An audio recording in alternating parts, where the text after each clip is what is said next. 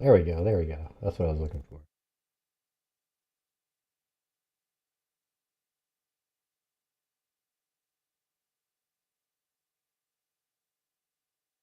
Hello and welcome. This is Gray Hughes of Gray Hughes Investigates on YouTube. This channel evaluates all aspects of true crime. As you are aware, videos and live streams in this genre often discuss elements of crime that may be disturbing to some viewers. If necessary, take the precautions needed to avoid these feelings. Factual information related to cases is the key to fostering rational true crime discussions. Fortunately, you will find that here. Please hit the like button only once, share the video, and subscribe if you like my content. Thank you very much for watching.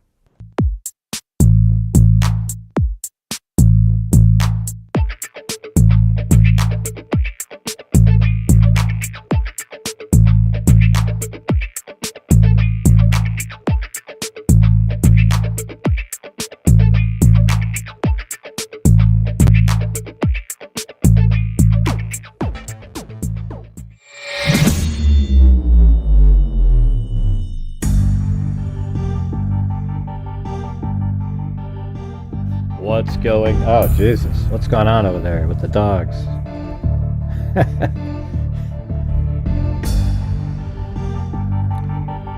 Oh, yeah. They like the little chew toys, for sure.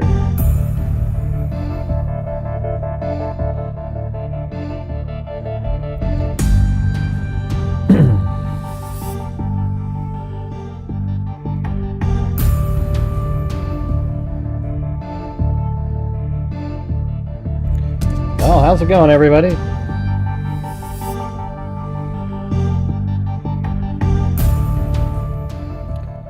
kind of a late start.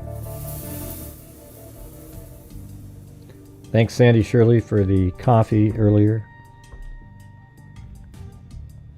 Yeah, so anyways, Andy Baldwin, following Auger on yesterday, Jennifer Auger, and then Andrew Baldwin, whatever the hell you want to call him.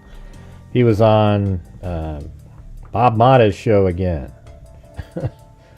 I mean, it's so funny how people watch these shows and think he's some kind of, he's just such the greatest person in the world. He's a God-loving man, and he's just doing... Look at, he's looking for any way to get a guilty person off. Everybody, listen, if you have a brain that works, Richard Allen is the killer, everybody. He is the person who killed Abby and Libby. That's why the jury was 12-0. But it's just unbelievable, just reading the comments. And by the way, everybody, they always talk about me. I am sort of like this secret person that was communicating with Dr. Walla on the side.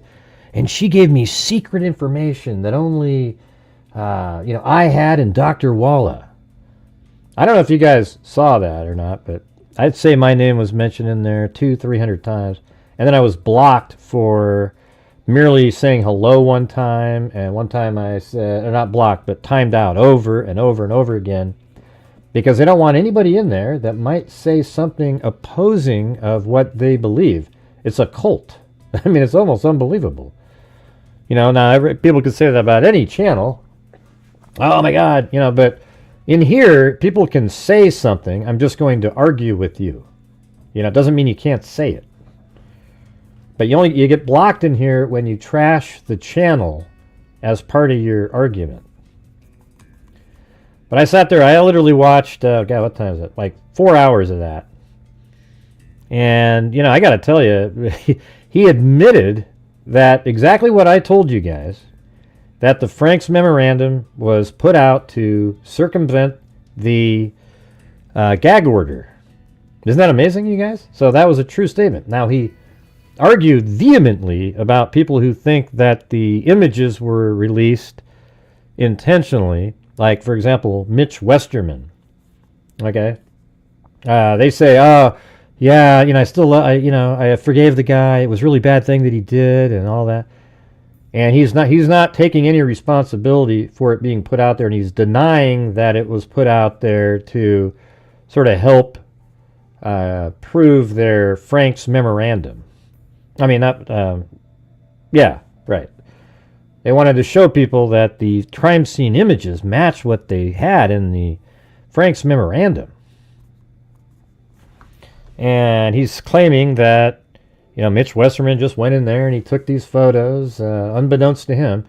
And I just don't believe it at all. I think he knows that if there's any answer other than that, he's in big trouble. Okay? Because the truth is, this is what my opinion is. This is what I believe the truth is that Mitch Westerman was the person that they put in charge of leaking the information so that people out there could get the Frank's memorandum, something to back up the Frank's memorandum and get people talking. And it worked, But then an investigation took place after a death occurred. It was an investigation before the death occurred. That's what led to the death of one of the individuals. And here's the thing that we found out was that Mitch Westerman had already had the entire Frank's memorandum, including the exhibits. And that means all the photographs. And the photographs that were leaked were some of those photographs. So can you explain to me why he would go out and take pictures of images he already had? Wouldn't he just set those pictures down on a table somewhere and take pictures of them himself?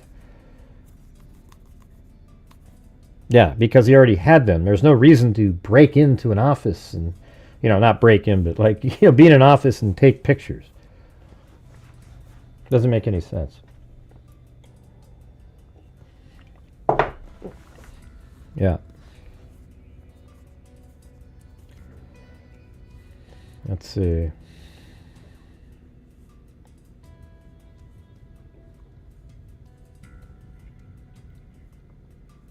He still hasn't provided any evidence. Right. He never does. They never talk about those things.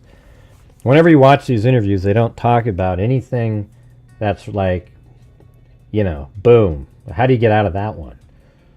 Well, he never said he was driving west. Well, he didn't say he wasn't driving west.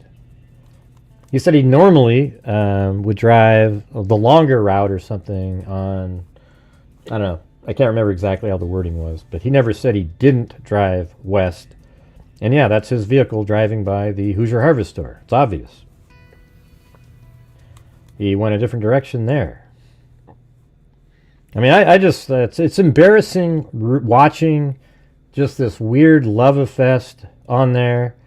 Everybody just going, oh, God, this is the greatest thing in the world, everybody. Oh, he's so awesome. Oh, Richard Allen, we love you, Richard Allen. You guys are sick. Richard Allen killed 2 girls, and he did it, and he was found guilty by a jury of his peers. And you guys are out there going, oh, poor Richard Allen. Boy, thank God we have an attorney like you.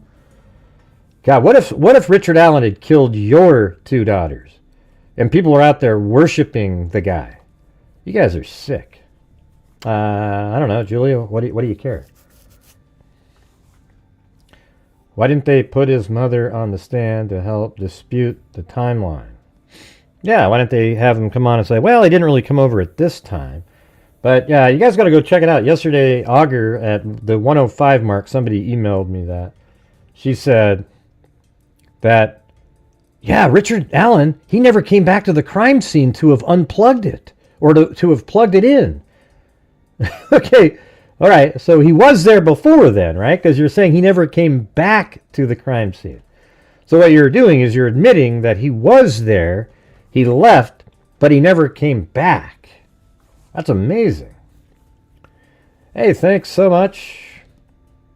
Long time. Let me see. How come maybe if I go, I don't know if I go like that or like that. Oh, there you go. Long time listener, first time caller.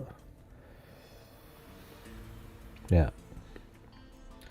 And then Wendy Woobles. Thank you.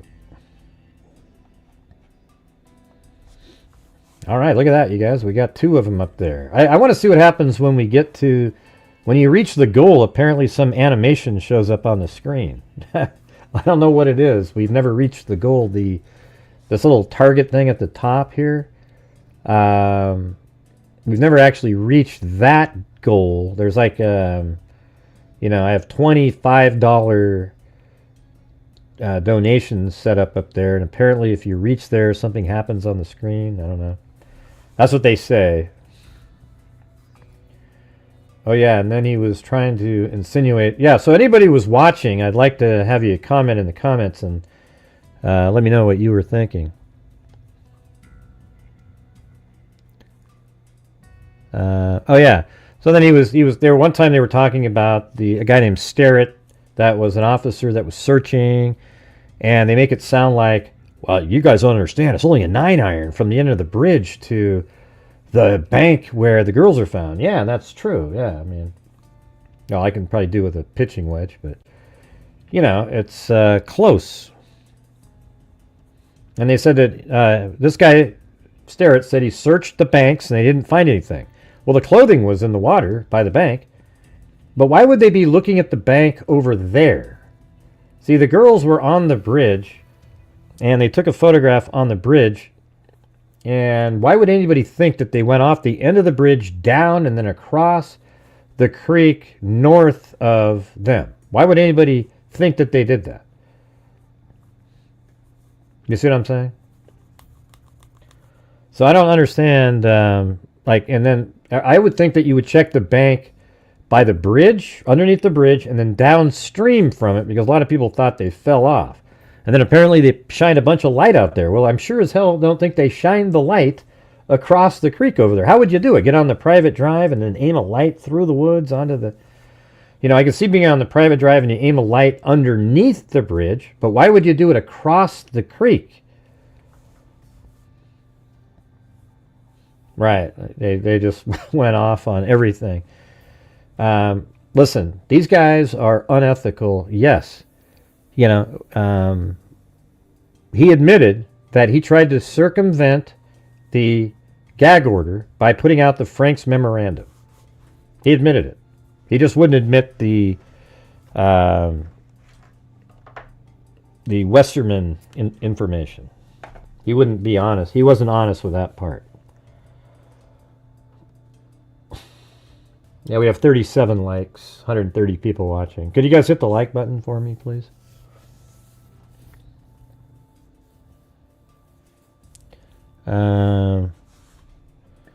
He said he likes to teach his craft to other people. Your craft. Give me a break. I just think it's so funny. You have these defense attorneys. Yeah, all attorneys try to do certain things, but defense attorneys, what they do is try to persuade the jury about the information that they're seeing doesn't, or at least they're like there's probable cause, or not probable cause, reasonable doubt in the information that you're seeing. So their goal is to try to, even if they find their client guilty, is to try to manipulate the information so that you see it differently. Okay, that's not prosecutors. They do have wrongful convictions out there, but generally, they're putting out information that is accurate. Yeah, what's amazing is people think he's ethical.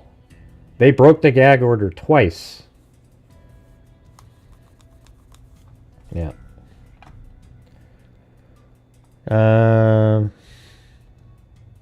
Yeah, and I think it was Bob Motta said he's a huge fan of Click, Ferenczi, and Murphy because they were doing this investigation on the side. I mean, what gutsy people. They were looking into these Odinists.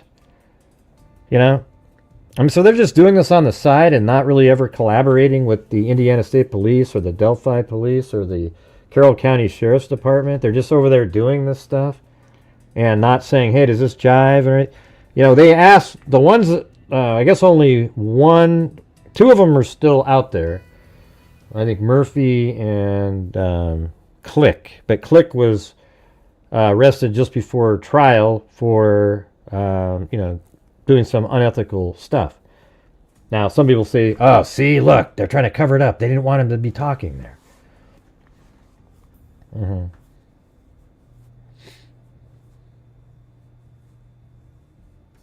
Leaked documents and who leaked the tree picture?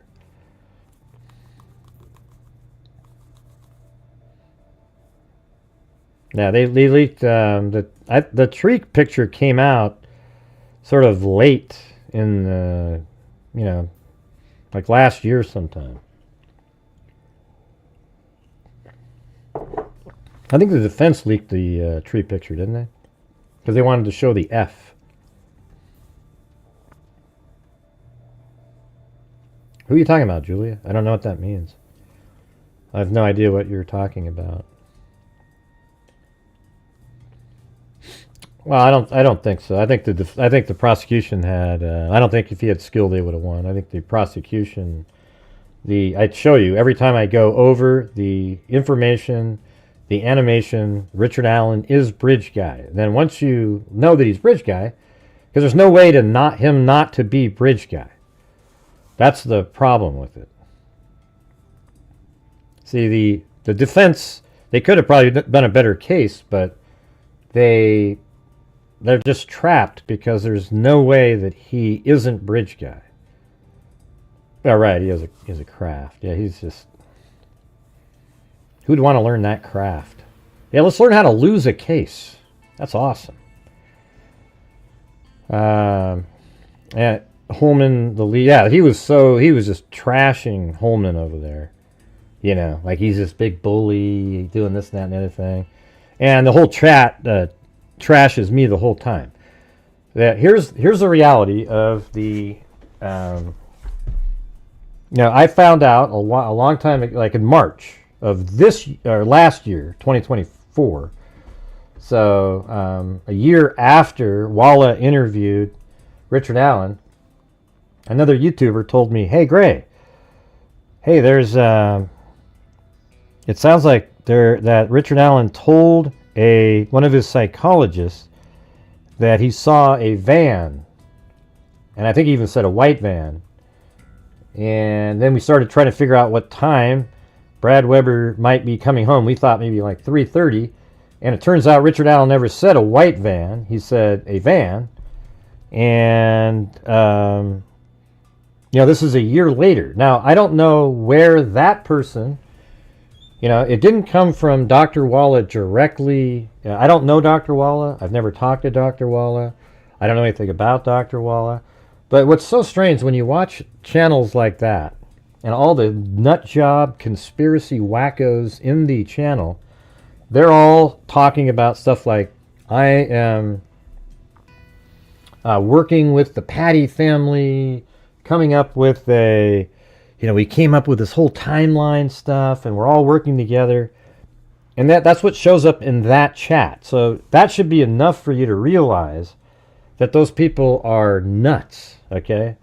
This is the conspiracy fringe portion of YouTube that everybody seems to like to watch these days, all right?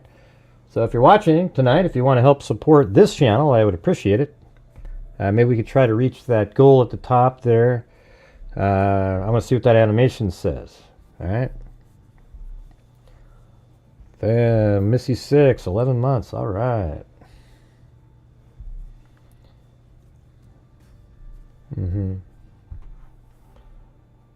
Phone, it's a target under the live chat. I don't know what that means. At the top of the screen, you mean? Yeah. Yep. And then he said, the defense attorney said, "We're just trying to find the truth." No, you're not. You guys are never trying to find the truth. Defense attorneys, if it happens to be that their client randomly is innocent and they are able to prove that, like literally innocent, then that's finding the truth. But making the jury vote not guilty for somebody doesn't mean you found the truth. It means you sufficiently tricked enough people, and then the other people lost in there. Because what defense attorneys do is their goal is to get their client off. And they have to fight hard to get... So here's the thing. In every case, there's somebody that's innocent, and there's somebody... they're either innocent or guilty, right? So one side is truthful. So that means that... let's say you have a case, and 100% The person's guilty, you know. It's just, let's say factually they're guilty. You're still going to have the defense team trying to twist and turn different pieces of information to get people to look at something differently to try to get their client off. And that's just the reality of it. That's what defense attorneys do. And they're just talking up Andrea Burke. Oh, Andrea Burkhart. Oh, she's just so great. Oh. That's sick. It actually makes you just want to give up on this whole thing. You know, I was talking to my wife earlier this evening. I'm just like, I mean, look at tonight again. You know, just an absolute nothing. You know, dead as a doornail. And I'm just like, you know, what do I do? I'm not going to sell my soul and pretend that I think Richard Allen didn't do it, and I'm going to be on this other side. I'm not going to pretend that Brian Koberger is not guilty, you know, et cetera, et cetera, et cetera. I can't do it. So the thing is I'm in a position now where people aren't interested in sort of going over the facts of a case and getting the actual person, you know, getting it right. They just want to go through the drama elements and pretend that they all care and cry and so forth. And I don't know what to do. I'm not sure why. This will be the third night in a row where the support for the channel is absolutely horrendous, and I'm not sure I can keep doing the shows. You know? And it sucks. I'm just telling you guys. I've been trying to hint to you guys and tell you, and you guys it doesn't seem to really kick in. And maybe it doesn't matter because I'm not as entertaining as some of the other people. Right? So I don't know. Maybe I'll jump back in the game at a different time when there's something interesting. But when I do these shows every single night, you guys aren't, you know. I mean, look at the last two nights in a row. Now it's going to be a third. Tonight we're at 1/25th of a goal. Okay, and it just sits there, and it sits there, and I look at, you know, hours of staring at it, and then people go, great. And here's the shitty part, you guys. Because you guys aren't supporting me on a nightly basis like you used to, I end up having to ask 15 times on a show, and then I get the troll channels out there going, oh, Gray's a grifter, oh, he's always begging for money, he's begging for this, he's begging for that. And I'm not begging for anything. I'm just trying to get the income on the channel. You know, if I don't do YouTube, I don't do YouTube, okay? But you know, like this last year, my channel, as opposed to the channel that GPO probably watches, we gave $49,000 away, okay? $49,000 to true crime related charities, a scholarship fund, etc. And we're not going to be able to do that anymore. Yeah, well, it looked like Christmas, the whole show, on the other show. So it's just people not wanting to, Zozo. That's the reality of it. It has nothing, I mean, maybe, sure, you know, you might be right. I don't know. I'm not sure what to tell you guys. I just don't have the ability to do 3 hours of shows for, like, it's just dead as a doornail, right? I wonder why that doesn't take off the goal up there. It seems like if you donated 20, it should take 4 off, or I don't know. Yeah, so I don't know, and I hate it. That's the thing that I hate the most is asking. You know, there's like 45 minutes of no support for the channel, and then I say, hey, you guys, can you help support the channel? Oh, there's Gray begging again. Why don't you guys realize we've done this for 5 years? I mean, it's just weird, you know? I don't like asking. I hate it. It's just not fun. I just want to do, you know, if you like the shows that I'm doing, and I take the time to do them, I would appreciate the support for the channel. No, I couldn't do that, Aaron, because it wouldn't work financially for the channel. These live streams rely on people to support the channels. I've told you that a million times. It's the only way they go. If I had 10,000 people watching, Sure. Okay, the ad revenue would probably be a huge help there, but it's not. Hey, thanks, Cheryl Bullock. Right. Yeah, I don't know. It's just really frustrating for me. Not do a goal every night. Jesus, are you kidding me? Jesus. That wouldn't work at all. Oh, yeah, with only a teal. So I guess you have to do, if you do the $5 ones, the 2 out of 20 up there would move. Yeah. Well, that's exactly what it does, Aaron. That's because I have to ask. I didn't used to have to ask on here, and now I do, and then people go, oh, I don't like that he asked for it. It's just, if I don't ask, it doesn't happen, and even when I ask nowadays, it doesn't happen.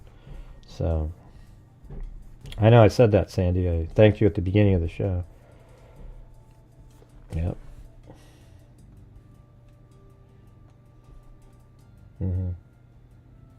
I did see it. Says Gray, I wanted to be the first tonight show to buy a coffee. Hope it inspires others to and lifts your spirits. You're the real deal with truth, ethics. Hugs, Sandy Shirley. Well, thank you. That's exactly right. See, I have been the only person, one of the only people during the entire Delphi case that was trying to put out as accurate of information as I can. Now, I did get the information, that tip about Dr. I didn't know the name of the doctor. It was just a psychologist that he told. Now, if you guys are out there and you don't want people like us to tell you the tips or like rumors that we hear, then I guess we just won't ever tell them again. Because look at the blowback you get. I don't have any idea who Dr. Walla is. Never talked to her in my life. Never heard from her. I didn't even know she watched my videos until just before the trial, and my name was, maybe she watches mine because I'm accurate. Okay? I don't know. So.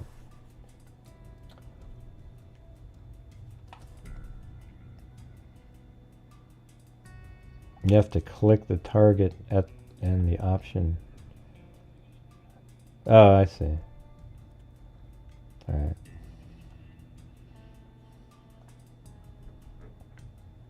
I don't know how to get out of it now. It doesn't let me. There you go. Yeah, I mean, I get what you're saying, Zozo. Yeah, you will when you can. I guess I'll do the show when I can. I mean, that's the weird part about it. Is like I want to do the shows, but I can't afford to do the shows. So, sliding scale on that target thingy. I don't know what that means. It just won't inspire others. I know you give it all the time, Sandy. Thanks. Right. I don't know why. Yeah. I didn't say it for you to, Sandy. See, I don't understand your last comment, Sandy. I just don't get it at all. You make it sound like I didn't say thank you. I just read your... You're not blocked through the support. That's why we're talking to you. Yeah, that's why I can see your comment. Isn't that weird? Yeah. If you were blocked, we wouldn't have been able to see it. Anyways, I thought Andy Baldwin, he just seems so self-serving. Like he's just this, he's almost like Jesus, for God's sakes. I mean, my God, the sacrifices that this guy has done for the cause of, righteous justice. It's insane. Okay. I was embarrassed to see 3,000 people worshiping and hoping to get a double child killer off. You know what I hope to God is somehow Richard Allen admits it at some point. After his appeal isn't successful, and he says, I did it. Just like he told his wife, I did it. You didn't though, Richard. No, I did. I did it. I just want to know if you'll still love me. Jesus, of course he did it.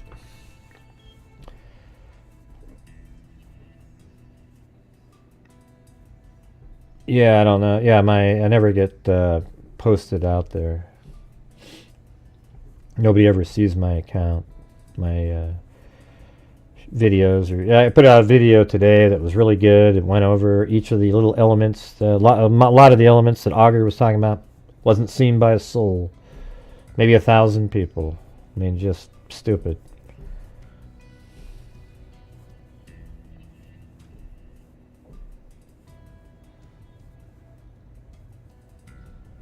Oh, yeah? Okay. Well, apparently nothing, Wendy, as you can see. He already admitted it, and these people still don't believe him. Right. Mm-hmm.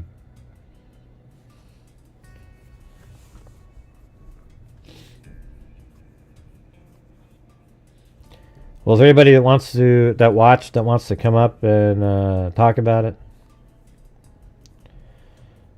Well, that's what's happening this month. At the rate we're at right now, at the end of the month, I can give nothing. Okay? And how sad is that after all those years that we've been... YouTube doesn't let people mention that other streaming service in chat, I guess. Oh. Maybe not. Yeah, maybe I should try, since I am using StreamYard, maybe I'll try using StreamYard more and start trying to stream to other platforms at the same time. I don't know.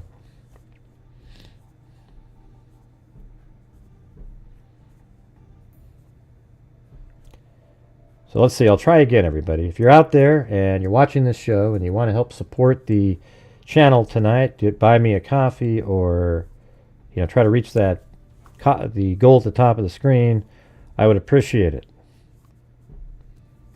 Now, there we go again, having to ask. I don't know what you mean. I wouldn't get more than 180 viewers over there. I don't think. I don't believe it. You have to be sort of famous over there really quick.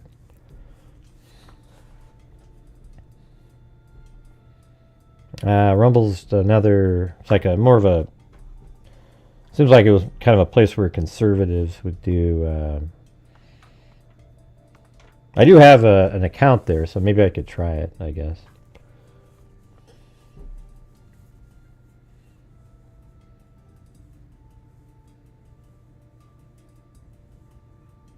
Oh, okay. Oh, no problem, Sandy. I even messaged you back when I got it. So, I don't know. It was really frustrating listening to Baldwin talking over there, especially just seeing so many people. I mean, just... it's almost unbelievable. And I think that's the point of putting out the Frank's Memorandum.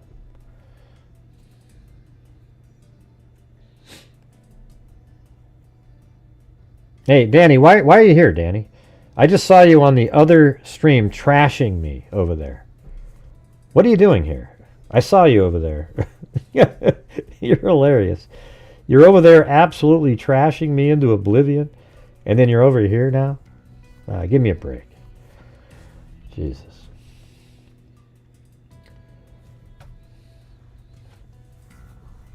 That's hilarious. I literally saw you over there just saying, I was like, wait, I think I know that person. And then you were so rude. It was unbelievable. And you didn't even defend anything. All those people were saying over and over and over again. It sounds like you're one of the suckers that believes that Richard Allen's innocent. What a joke. It wasn't me, Gray. It was my doppelganger. No, it's your exact account.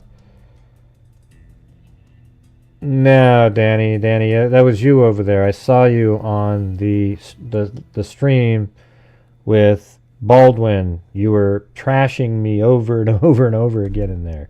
It's the same account. Okay? Oh, well, shit. Here it is. Right here.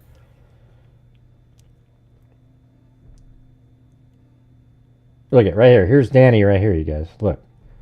50 Hues of Gray isn't live right now because he's lurking here. He'll be crying on live soon about this chat. You see that? Right there. It's right there, Danny. That's you. You're right here, okay? You see that? I mean, you're saying who? Yeah, it's right there on the screen, for God's sakes. Jesus. Come on. My God. Yeah, that's happened to me many times on Ukraine. What do you mean on Ukraine Lives? So you're just saying somehow your account randomly shows up on another show regarding Delphi, and they started talking. I mean, why would they do that? Why would somebody from the Ukraine even...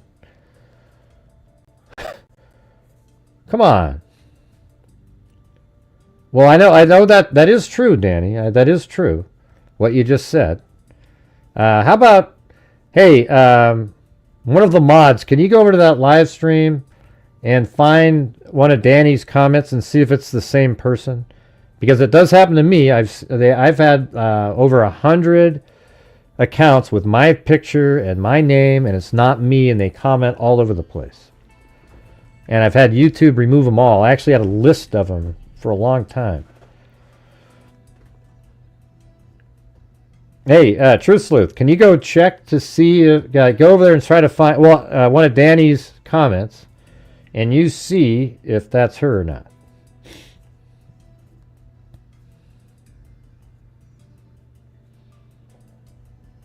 Right, I don't know why somebody would spoof your own account. Yeah, I mean, I see the picture's the same and Danny's the same. All right, so I want somebody that can go over to that live stream, find one of Danny's comments, specifically that one if you can. Yeah, I know you got, this is the screenshot that you got, Truth Sleuth.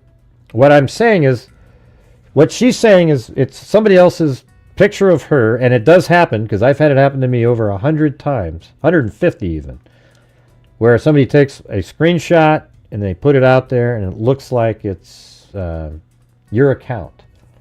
Okay? I had a whole folder filled with them. And it got to the point where I was just in direct communication with YouTube, and they were like, yeah, okay, yeah, there's another one. They just delete them. All right? So if somebody wants to go over there, look at this account right here, and then go look at the account that was over there and tell me if they're the same. Somebody that has some intellectual curiosity. I don't have time to do it myself. Oh, that's right. You can't view it on another channel. Yeah, I don't know, man. I don't know, Danny. She said something sketchy the other day in here also. Right. Yeah, you can't look at the account, Danny. Yeah, I think it's you. I was thinking, wow, she's been on my show before. Why is she doing that? Yeah.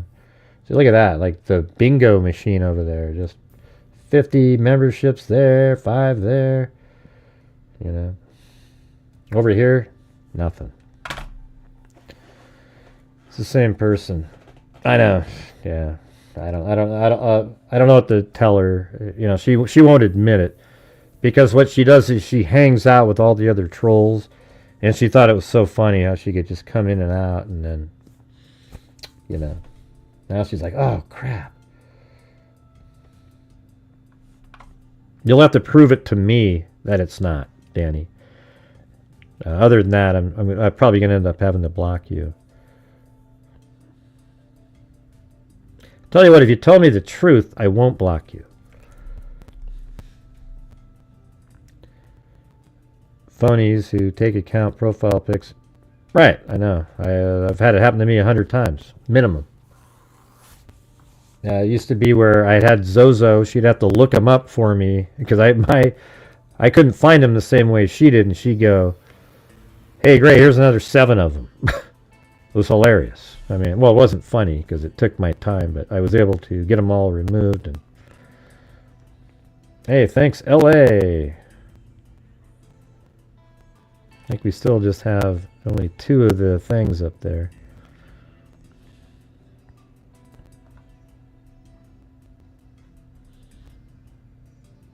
Yeah, notice how she just disappeared now.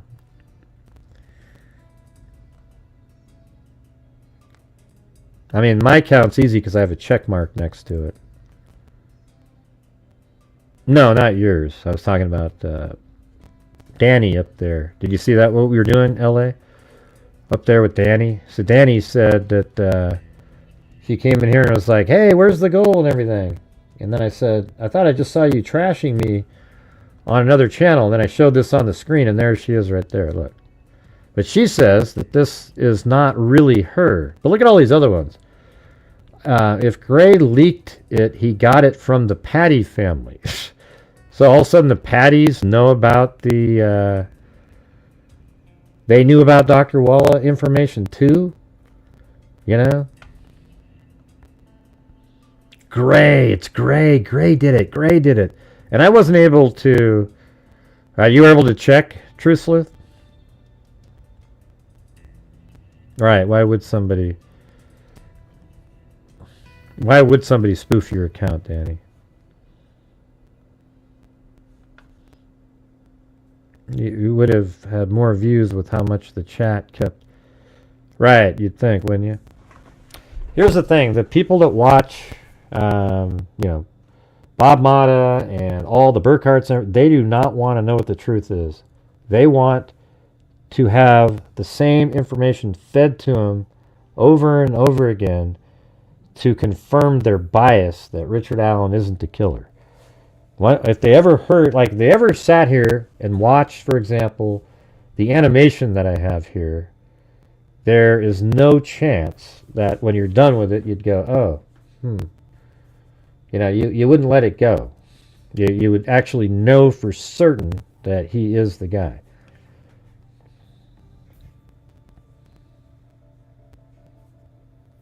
Oh, so you're using that to get away with it, Danny.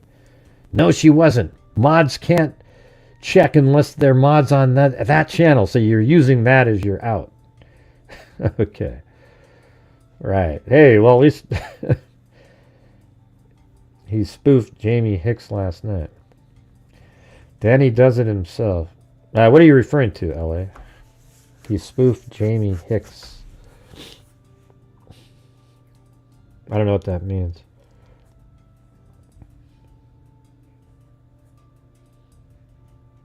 Right.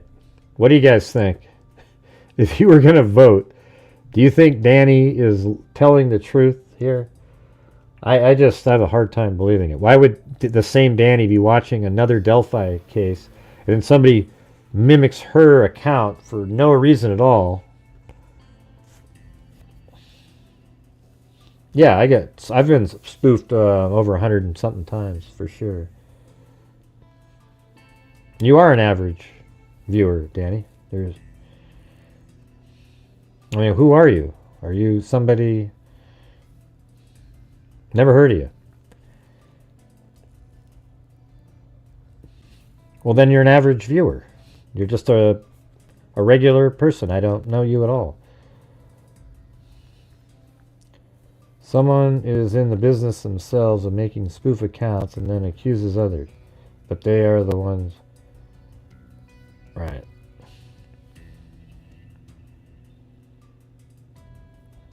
Right, you're not. You're just a random person, Danny. I mean, what do you mean? Oh, everybody. Oh, I'm not your average viewer. I'm a big time YouTube watcher. People spoof my accounts.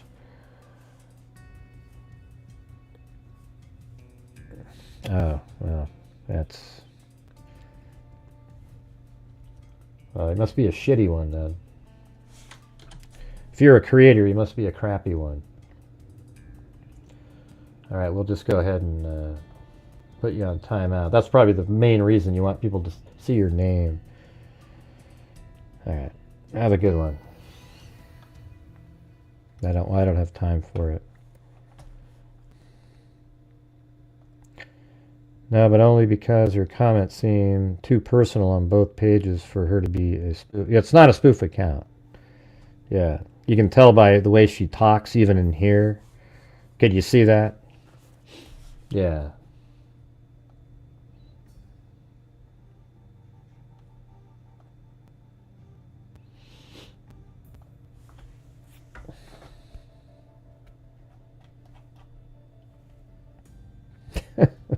It's hilarious. Hey, I'm a creator. I have a YouTube channel. Yeah, I'm sure it's fantastic. That's why you're over here, lurking, trying to be cool. See, Danny's one of those people that wants to be cool with all the gray hater Delphi people. Okay? So she makes these comments over there so everybody likes her. Then she comes over here pretending that nobody saw anything. How stupid. Jesus. What was this comment? This is a comment that they kept on the screen. Look at this shit. I'm pissed, crying. This has traumatized me. Traumatized everyone. I'm trying to think of Mr. Baldwin, reminding me to think of Mr. Allen. Enraging. God, give me a break. Are you kidding me? What a loser. I mean, what the hell are you talking about? You're crying over Richard Allen, a double child killer? That he's in prison, for God's sakes? He was found guilty by a jury of his peers, for God's sakes. Okay, he was found guilty by the jury who you all said, he's innocent until proven guilty. Well, he was proven guilty. That's why he was found guilty by 12 jurors. Okay, lunatics? All right, thank you.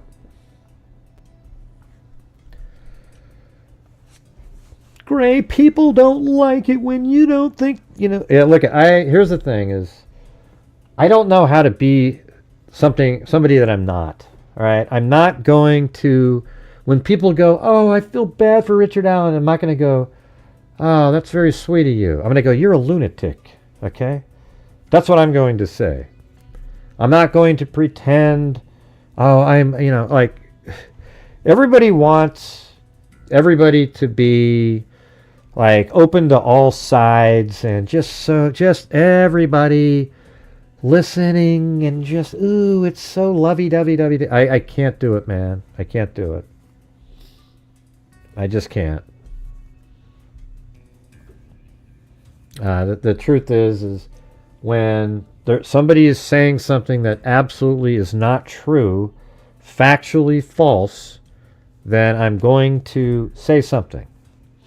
That's just the way it is. I'm not going to allow it and say, great comment, oh, that was awesome. It's just, I don't do it. I don't do it.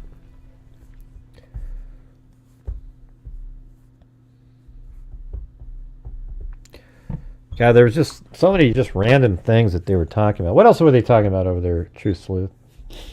Yeah, it's just they were going after Holman, calling him a bully. They were going after the, they did bring up the Betsy Blair and Sarah Carbaugh and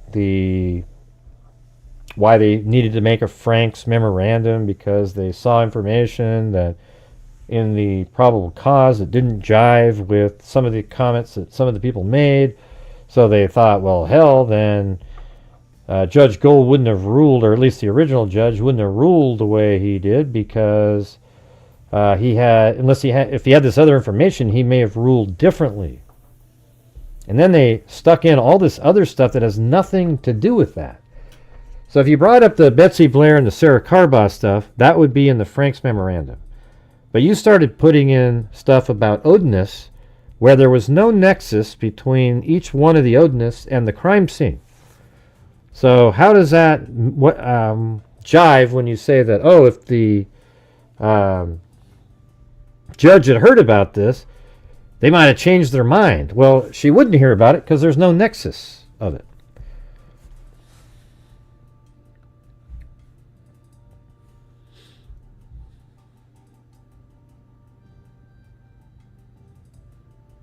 Right. All right, guys, we're still getting crushed in here tonight. So if you have the ability to help support the channel, I would appreciate it. Have an ask again.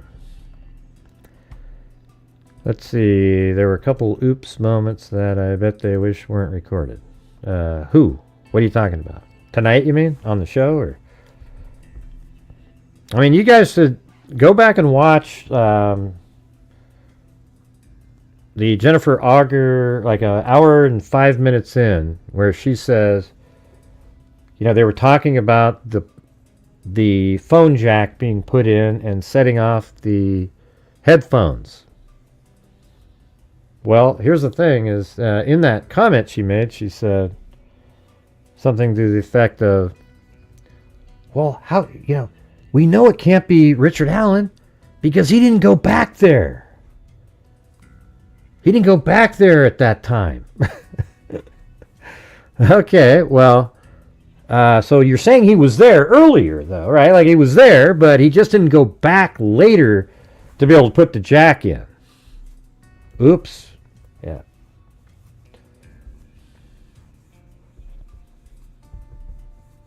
Yeah. All right, we have 0 copies on the live stream, you guys. We have the one from Sandy before the show started.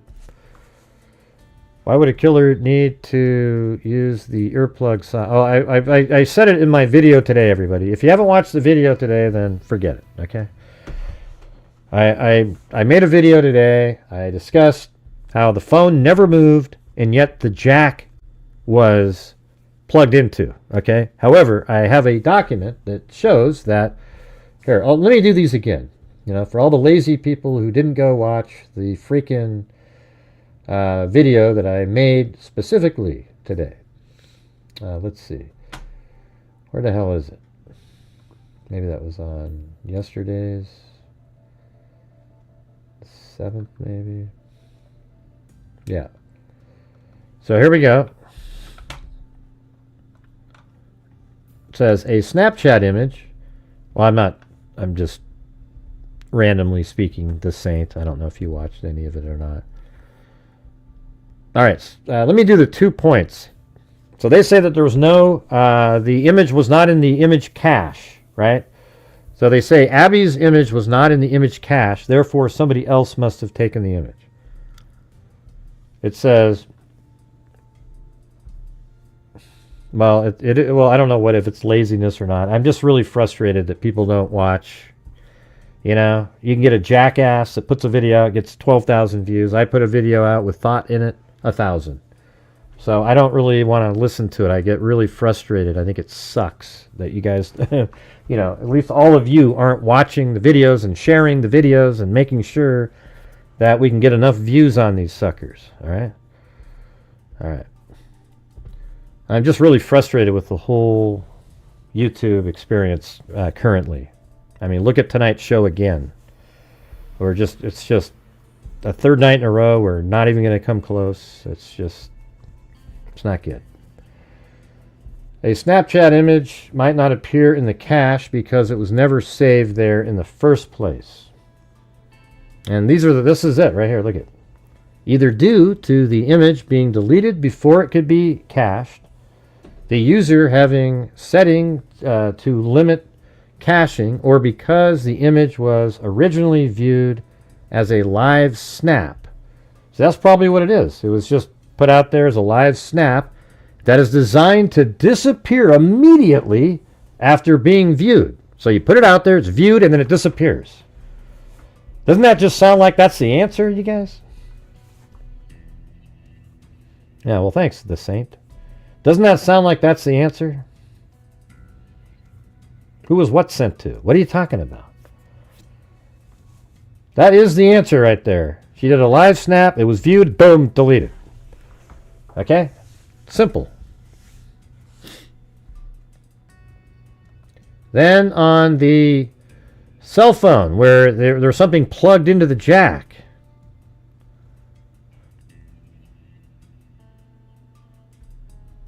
Yeah, well, thanks, Karen. I don't know, man. I'm not feeling the the supporters love the channel. You know, like I put out the last 3 videos I've put out have like 2,000 views total, each of them, and the support in terms of financially on the show has dwindled to, almost like dramatically, to a point where it's difficult to do the shows, to justify the time it takes to do the shows.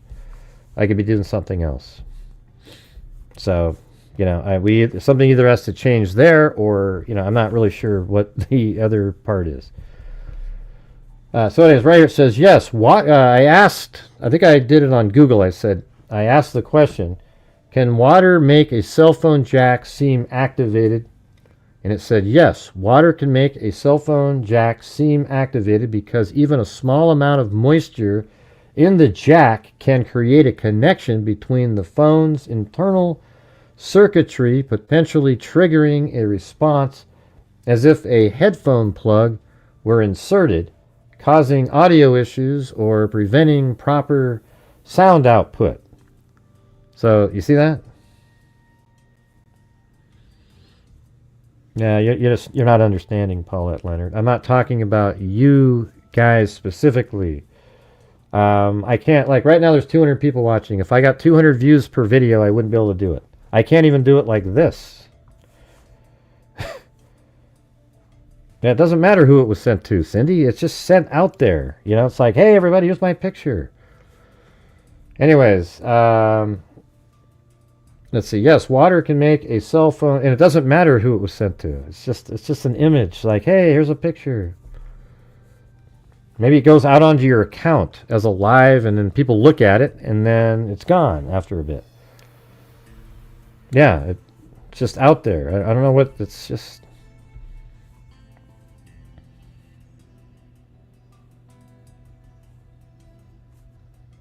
Huh? I'm not do the simultaneously. Jeez, forget it, man.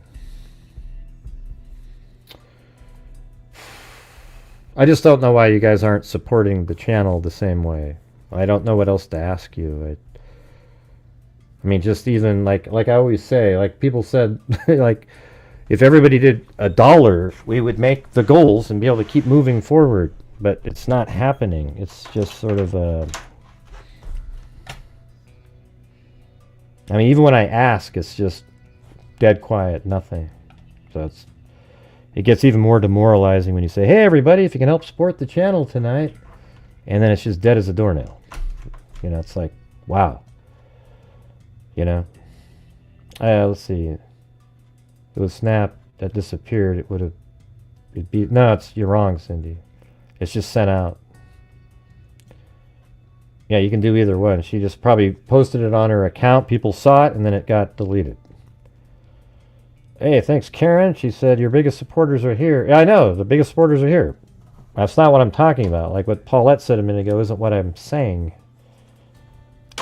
Right? You guys all watch my videos. I see you there when I'm playing them. What I'm referring to are the other people. I'm sending out videos, and it's just ludicrous. Like, you get 60 people watching. If it gets up to 120, and then as soon as that's over, it collapses, and it maybe gets 1,200 views when it's all said and done, and never watched again. I don't understand that. It's not making sense to me. Hey, thanks, the Saint. So, Paulette, I'm not talking to people like you. You're always there, and other people are there. Oh, look at that. We got 4 of 20 now up there. That's good.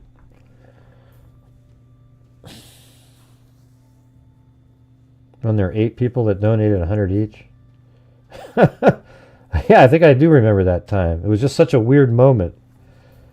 It was like I think when was that? Yeah, it was like kind of a slow night, and then 8 people did that, and it was like, what the hell? What happened? And thanks, Lisa Valenzuela.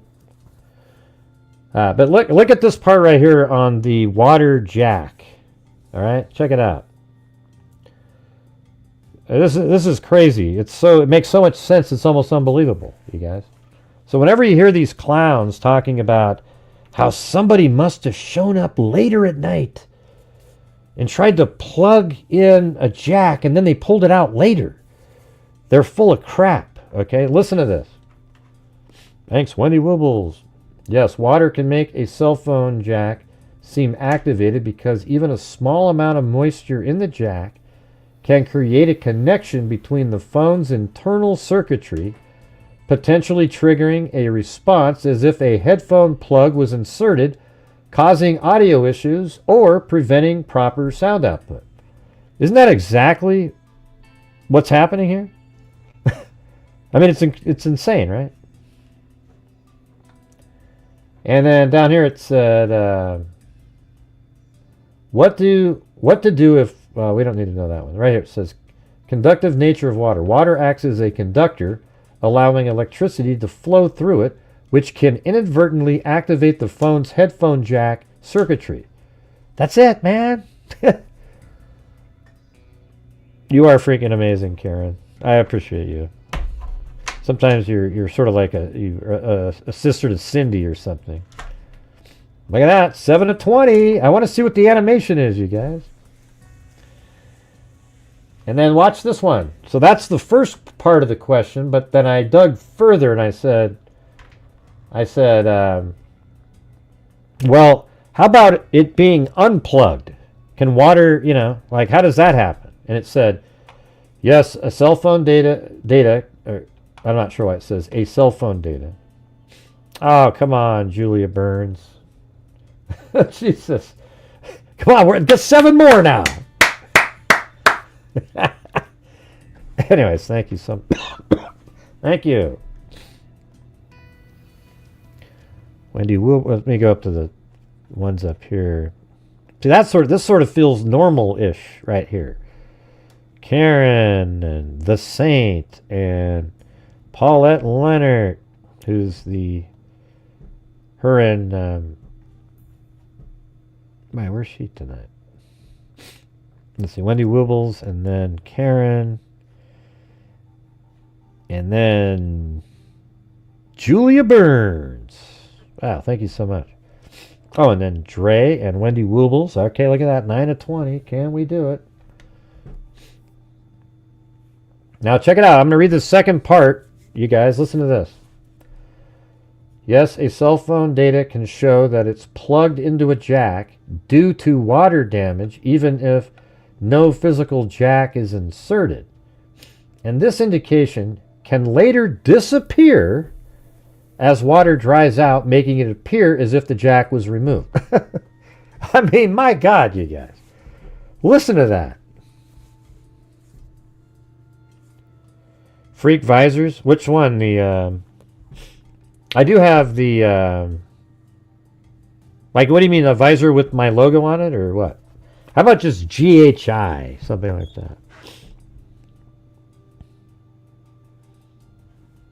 that. All right, Karen, thanks. She said...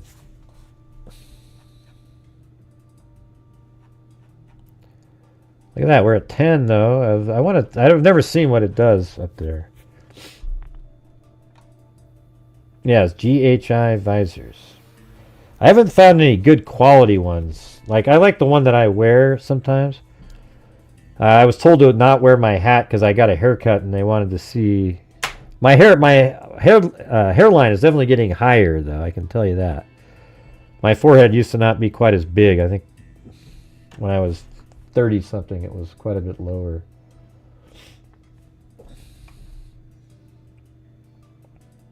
That's all they do, Stephanie. That's all they do. My theory is that one of the things he was talking about, seems like he was talking about me, was that I really believe Mitch Westerman was a person who intentionally, for the defense team, put out the crime scene images. And then, when the investigation occurred, he bit the bullet to be the firewall to protect the defense team. And he said that he took the pictures and he did it on his own. I just don't believe it. I don't believe it at all. I think those people, And the reason he talks the way he does about Mitch Westerman is because he has to. He has to be like, yeah, I don't know why he did it, man. I forgave him. No, I forget. That's because that's why you got to talk about it. Thank you, Lucy Day. And Karen. Nah, it's okay. I don't want anybody, going broke or anything. Supporting the channel. It's just one of those things where,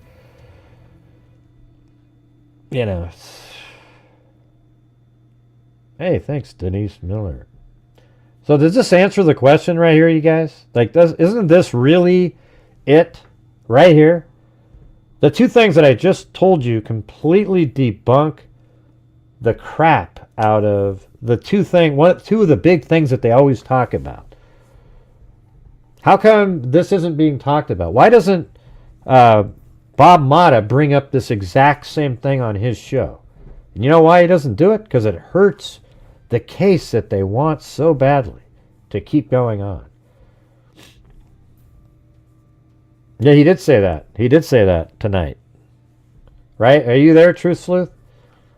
Bob Motta, Baldwin said tonight that he sort of tried to say, I can't argue with the, he when he's being asked, he sort of went like, he went like this, I was kind of, that's what he was saying, man. He admitted it.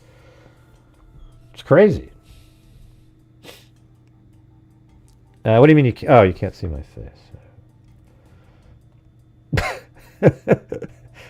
Do you really want to see my freaking face? See, I got my hair back though a little bit, but I do have a higher forehead now.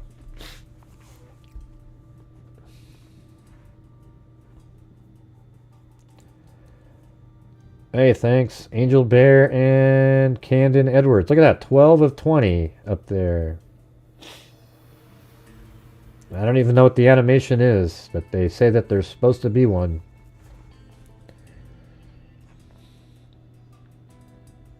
They won't even touch on the alibi issue. They totally ignored questions.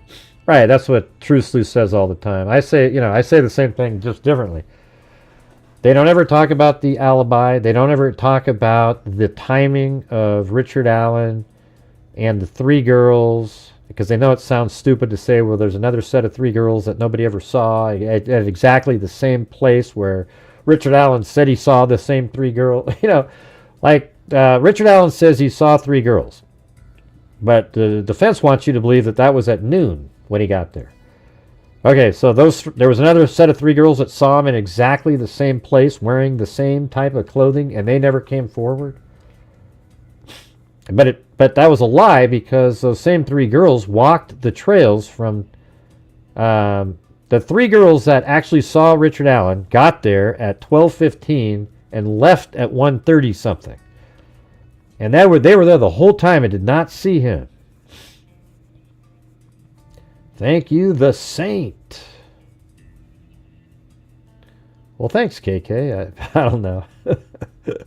I told her to leave more hair on the front because sometimes she cuts it like... I'm just getting old. Yeah, getting old. Yeah, it's still on 12. I'm not sure what the... I don't know how it gets set off up there. It says, let's see, what does it say? An X20 teal super chats. Whatever the hell that means.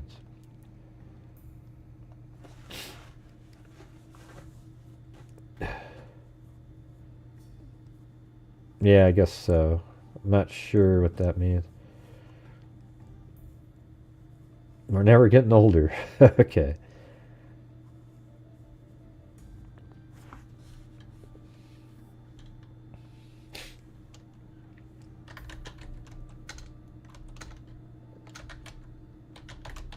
All right, here I'm going to show you guys the highest forehead in the world. Okay. Okay, it's Michelle Carter. All right, her forehead you could use as a chalkboard. It's that big. Look at this thing. Look at Michelle Carter right there, you guys. That's the one that convinced Conrad Roy to... well, I mean, look at that thing. You might as well... You could just be in a classroom, and you have an eraser and just some chalk and start writing. You could do the whole class right there on that forehead. Okay? This girl is one of the worst people that's ever lived. I have a video out there where I have a voice reading... two voices, one Conrad Roy and one her, and she just literally convinces this guy over and over and over and over again, even when he had a good day. Hey, come on, get back to it. You got to take your life. And she should have got... I would have given her 15, 20 years minimum. She's the worst.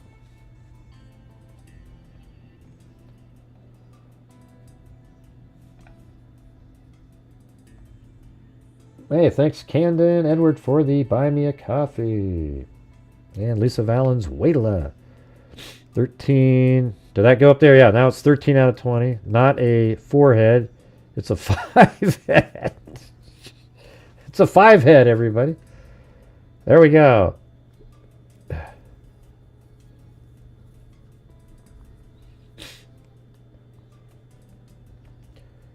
right. So let's just listen to this again, everybody. Yes, a cell phone can show that it's plugged into a jack due to water.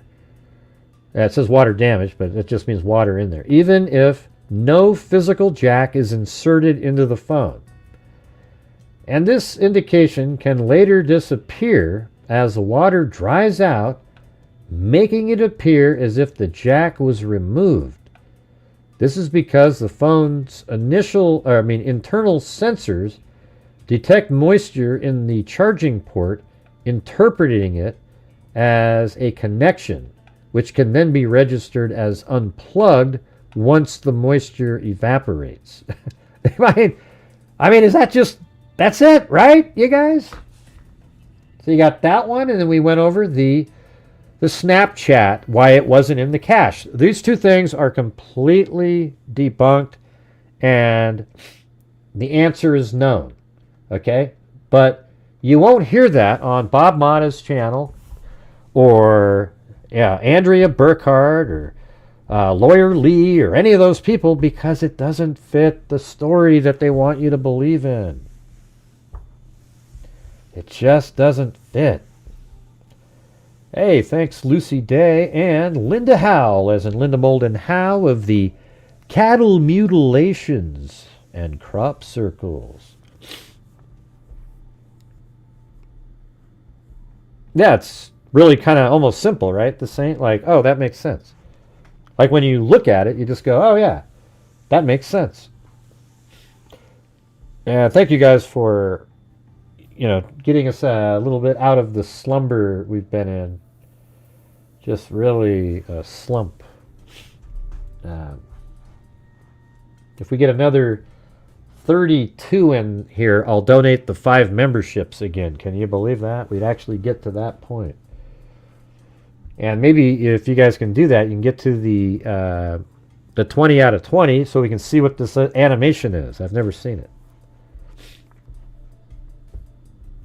Now, if there isn't one, I'm sorry, but they said that there's an animation that happens. Where does it show up at? In the chat, the animation? It must show up in the chat.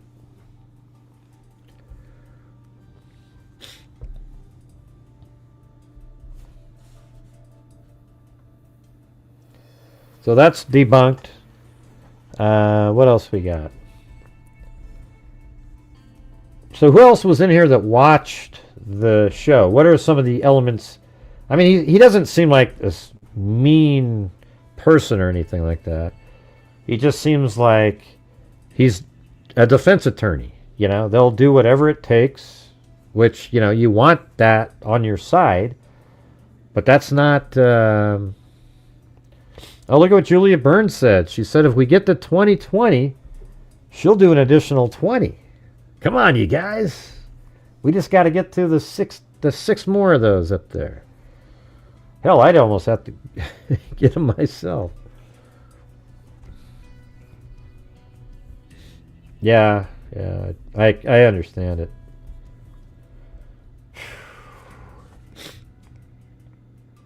Yeah, and they never talk about his alibi. Where was Richard Allen? But man, you got to admit that's kind of interesting that Auger or Auger, whatever the hell their real name is, she said, yeah, but he couldn't have been the one that plugged it in because he never went back there again. Okay, so you're admitting he was there, right? And then he left. You know, he killed the girls and he left, but he never went back. Right? Remember that? Like, that's pretty funny that she accidentally said that. Hey, Wendy Woobles and Cheryl Bullock. Not sure if that'll... If you'd done both of those in 5, Cheryl, I think you would have hit 2 more of those. Because now we're at 15 out of 20. But thanks anyway, Cheryl. You're always helping out. Appreciate it. Auger, that's how you spell it. Right, I guess you do. Yeah, I guess you spell it auger. Must be French.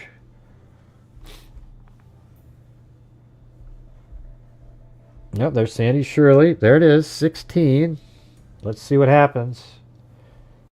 You know, this feels like when on... Remember the show Friends? When Kramer and this other guy, they got in a car and they just wanted to see what happens when you drive all the way until the gas runs out. Oh, man, here we go. Sandy Shirley, we got Cheryl Bullock, Susan Hampshire. How come I only went to 17? Seems like we would have got 18 there. Well, one of them, Cheryl Bullock's, for some reason, was blue. Why? That's strange. Or, no, it's teal. Maybe you guys did them so fast it lost one of them. Well, that's weird. I'm not sure which one didn't take.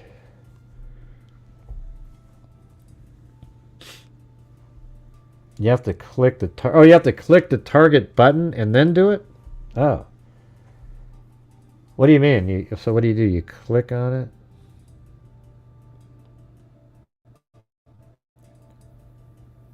Huh.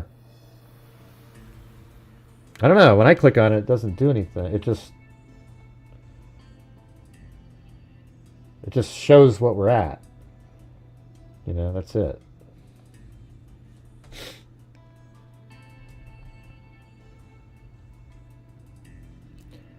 Oh yeah, maybe Susan's Australian. It probably would be 5. Yeah, that's about right, I think.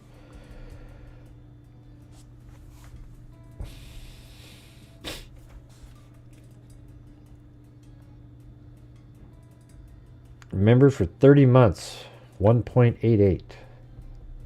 What's that mean? I'm confused. Remember for 30 months, 1.88. Oh, Jesus. God, I was clicking on the wrong screen.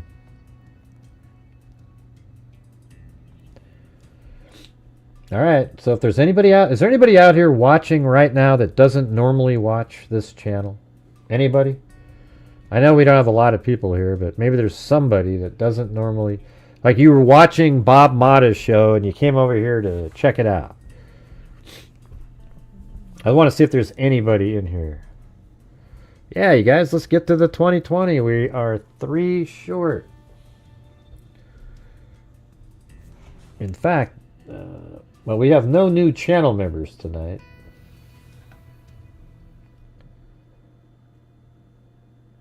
I know that look. What look? Whose look? Yeah, it's 17 out of 20. Oh yeah, so there's only 13 minutes left, you guys. Come on! You can do it! That's right, it's a timed thing, as that was only a 2-hour thing. Should be longer than that.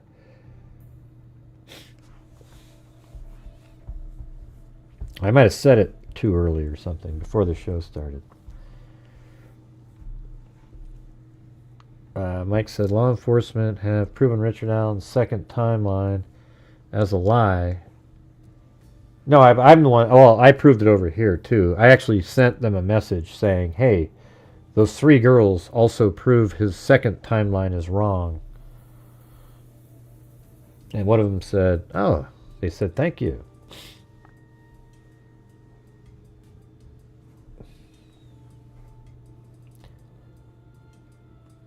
Oh yeah, that's a good point too. That's different. You're right. Yeah, Mike. I think we talked about that another time. At some where when he said that he went to his mother's house to have lunch. Then how was he at the bridge at 12? Like that's the thing they don't want to ask the mother. Like what time was he over there? So they went to have lunch, and he drives all the way home, has 3 beers, and he's at the bridge at noon? That doesn't sound right.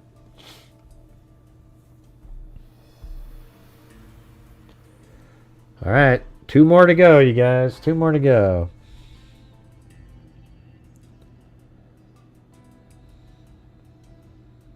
And I'm going to do the gift 5 memberships here. Maybe the Saint will get one.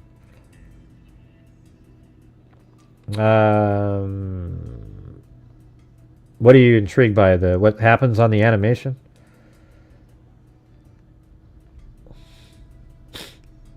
There we go. There we go. You can do it. Yeah, it just feels like if you just donate without hitting the target button, it works. So we got Lynette Eady's, Brooke Rose, Allie Cattails, Atomic Mom, and Seagate 1. Man, we're not going to get to see this? This is crazy. We aren't going to get to see it. And plus, you guys, if you get there, let's see, it was, God, Julia Burns said she'd donate another 20. So you're sort of like quadrupling, doubling it. All right, so there's Lucy Day. There's 19. 19. Come on, come on, come on, come on, come on. We can do it. We can do it. 1 more to go. Oh, and it's just Bella. Okay, where is it? Let's see it. That's it. So is there an animation when does it pop up? What happens? There it is. What, you saw something? Oh, I don't get to see anything. What does it look like? Oh, shit, I didn't get to see a damn thing on my end. All right, that's sweet. So you guys got to see something. I didn't see a damn thing. How sad is that? I didn't see anything on mine. Oh, yeah? Cool. All right. Oh, look at that. There's Julia Burns. Hell yeah, she said. Well, thank you so much, you guys. Falling confetti like New York ticker tape. And then there's Karen. Now everyone is donating. They take part in the awesomeness I spread. That's right. You did it. Karen did it. But, of course, Julia Burns. I think I'm freezing up here. Let's see. Let me see what it looked like. So it looked pretty cool. Or was it?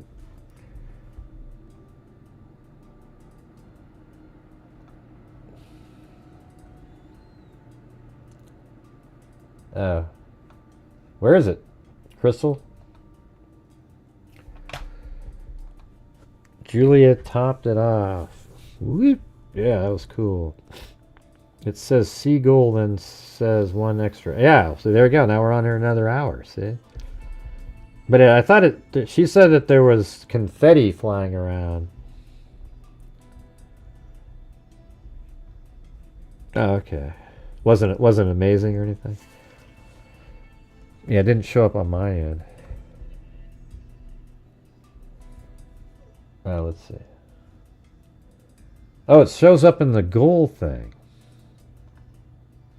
Oh, okay. I see. So when you click on the goal, there's like confetti. I thought so it didn't show up in the chat or anything. I see. Okay. Well, I'll have to invent. I'll make our own sort of animation thing that pops up. Oh, really? A half second of it falling in the chat? Okay. Oh, neat. Alright, so there just happens to be some rando watching in here tonight. I just want you to look at it like this. We'll do it again. I'm going to do it again because every time I talk about it, I got to say it again. See, over the years, the prosecution team had interviewed people, looked at surveillance, saw different things, and had all these. They had the questions to ask. They found the bullet. They interviewed people, and the questions that they had were: who drove the vehicle that was parked at the abandoned CPS building? Who was the driver? And then they wanted to know who the guy was that Bree and her two friends and another person saw when they were leaving the trails. Then they also wanted to know who the person was that Betsy Blair saw. Then they wanted to know who the person was in Libby's video. Then they wanted to know who left the bullet at the crime scene. And then they wanted to know who Sarah Carbaugh saw. And they looked for that answer to that question. They just wanted that one piece. Somebody knows. Somebody knows.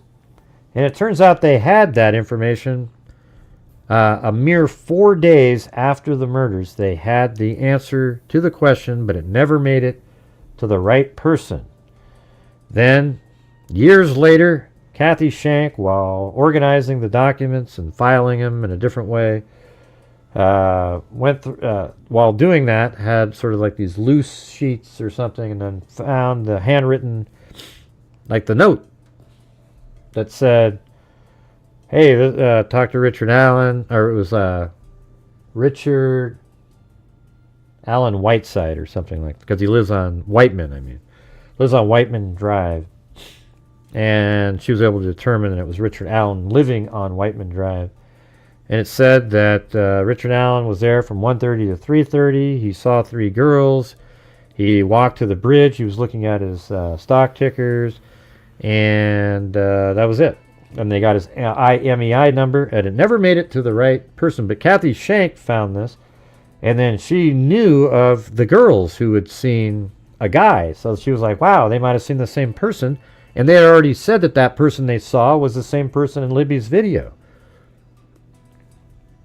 So then, that ended up leading to Richard Allen. And Richard Allen answered every single one of the questions. Hey, good night, Karen. Thank you so much for your support and generosity. Thank you very much. He answered every question. So, check it out. Here it is.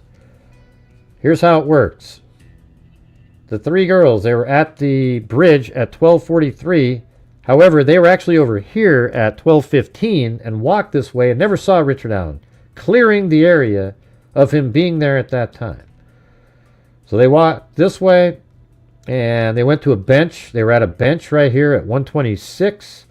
And then at 127, a vehicle matching the description of Richard Allen's black Ford Focus drives by the Hoosier Harvest Store and parks at an abandoned building here.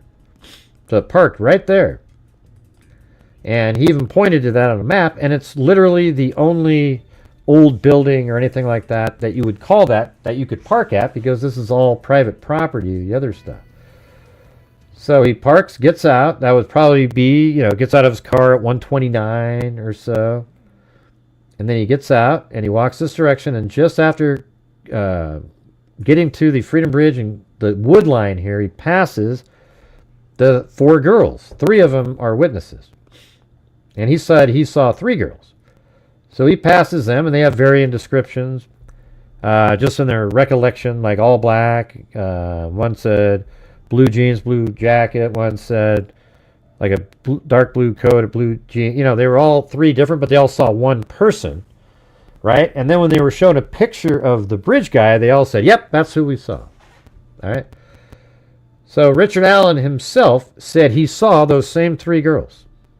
So now we know that this blue dot is Richard Allen, and we now have the answer to the question, who drove the vehicle that was parked at the abandoned CPS building?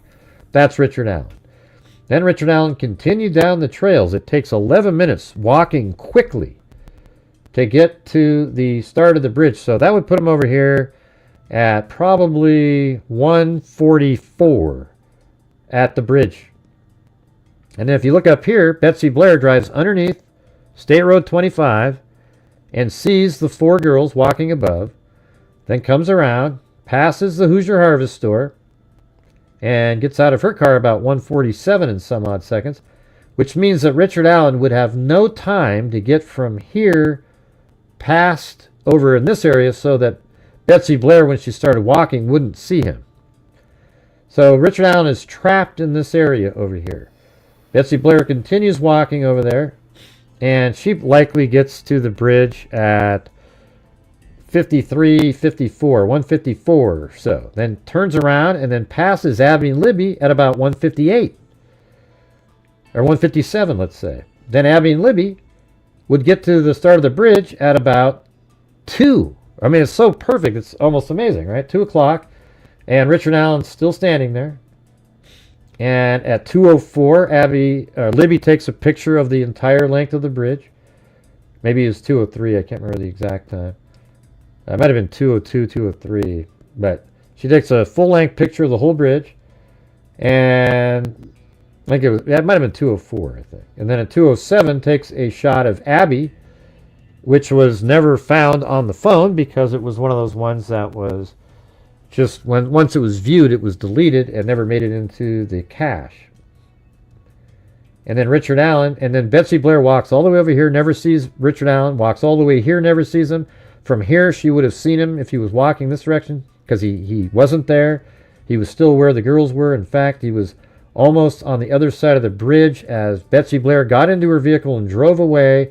And at that moment, the only people in this entire park are Richard Allen and the 2 girls. Then they were taken down the hill where he himself later said that he waited and watched them, then followed them across the bridge, and then he forced them down the hill at gunpoint. He ejected a bullet on the bridge. He was going to assault them down below.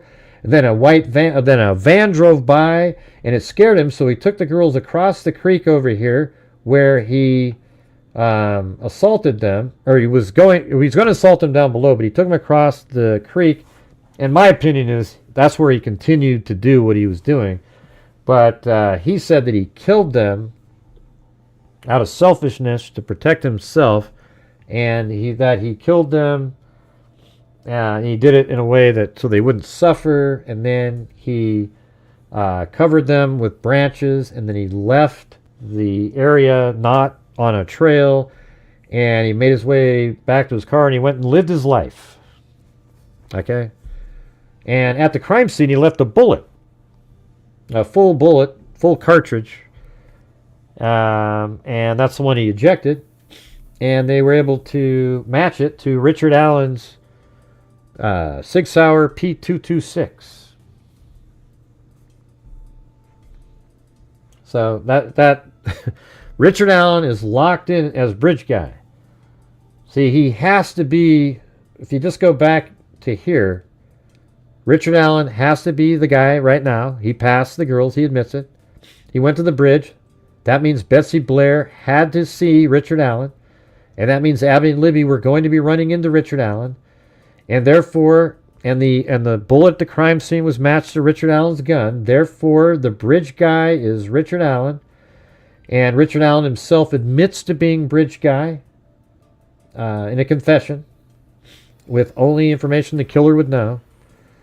And Richard Allen is bridge guy.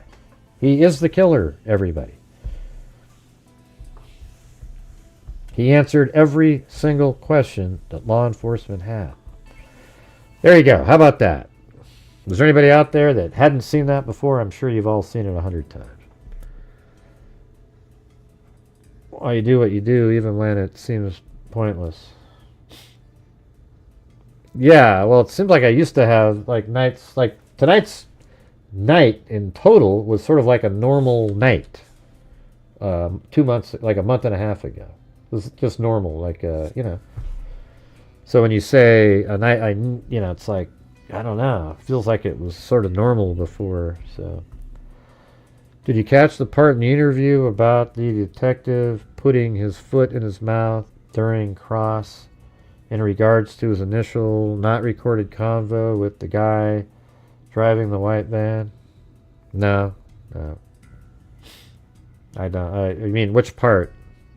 See, I don't really trust a lot of the stuff that Baldwin says. You know, he's just not a trustworthy person, in my opinion. So I don't know what you're referring to.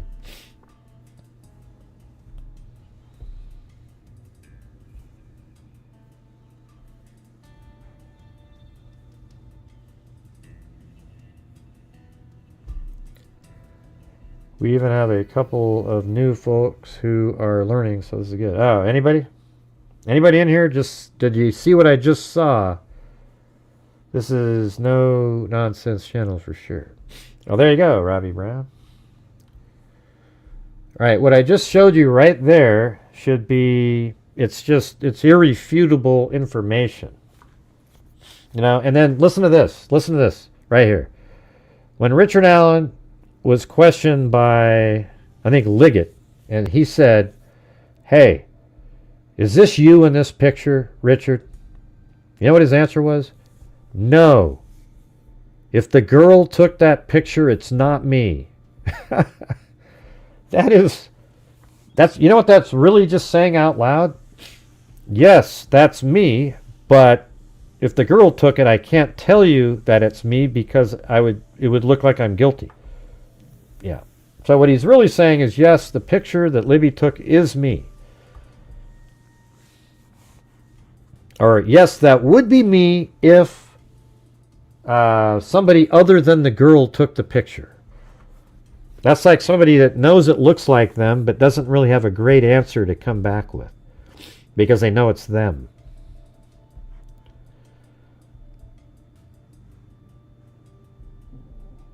Yeah, I did hear part of that part you're talking about, Kayla. It just didn't.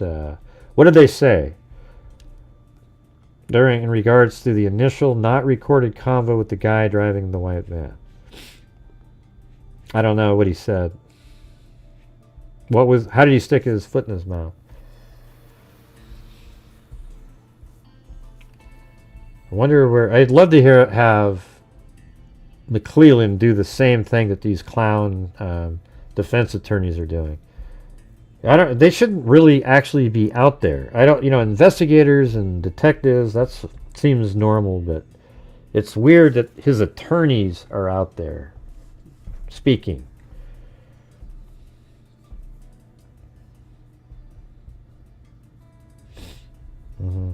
I guess Kayla just took off. Didn't answer the question. If I were guilty and the picture were grainy enough, I'd be like, no, that's absolutely not me. Right, that's how people are. You would look at it and you would just go, that's not me.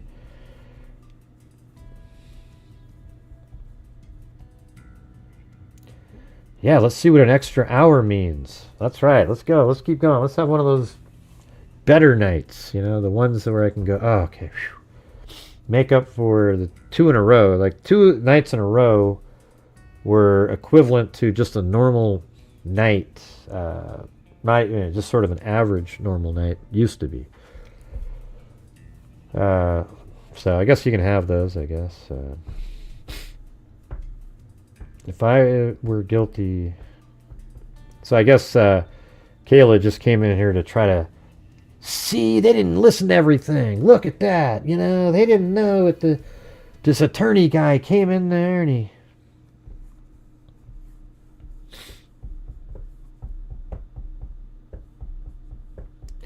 Well, does anybody want to call in? Maybe we can do that for the hour. How do we do it? Let me get that. Invite, copy. Right there.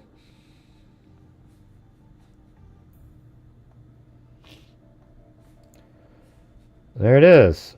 All right. So anybody can come in.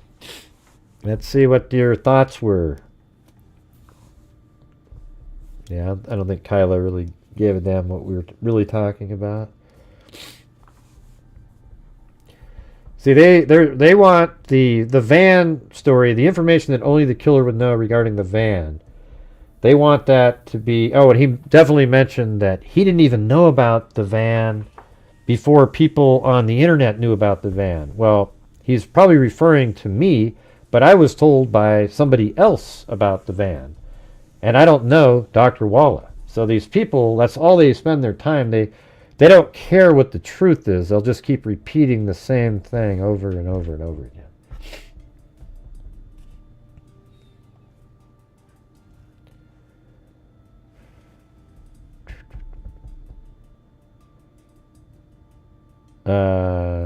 I didn't see the question.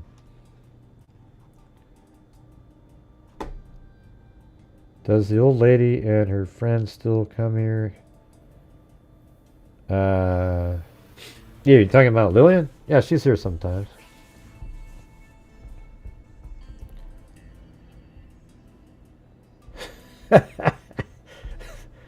Those, I gotta put that one up there. Those people are as useless as tits on a bowl. So if I go to... I'm not sure how those guys did it, but somehow they were making it so... Oh, is that... No, that's not it. Jeez. I don't know. I don't know how you get where... Wait, I know why, because that's not actually on the screen. So up there, there we go. Put it right there. It's useless. Okay, well, why don't you call in and explain it, Kayla? There you go. You can do it right there. Yep, you can just call right in and explain away. We've got, let's see, 1, 2, just 3 coffees tonight.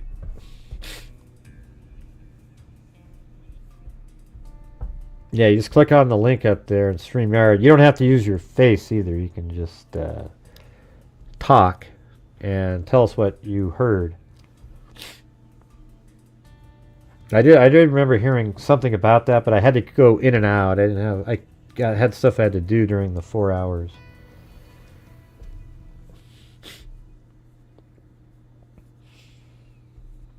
I must have this stuff that comes out of this air conditioner over here.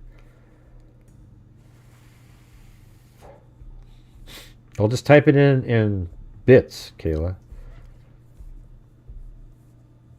When the guy was first called to go for questioning, it was said that was... Let me get up here.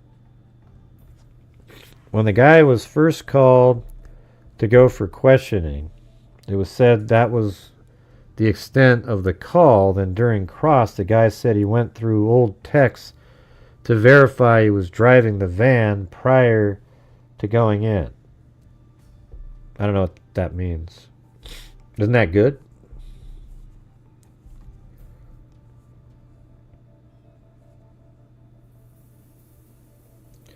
As useless as balls on a priest. That's pretty good. Oh, here it is. Here it is. Here we go. This is what I hear. Way to ride the coattails of greater men. Get some integrity. Quit trolling Defense Diaries.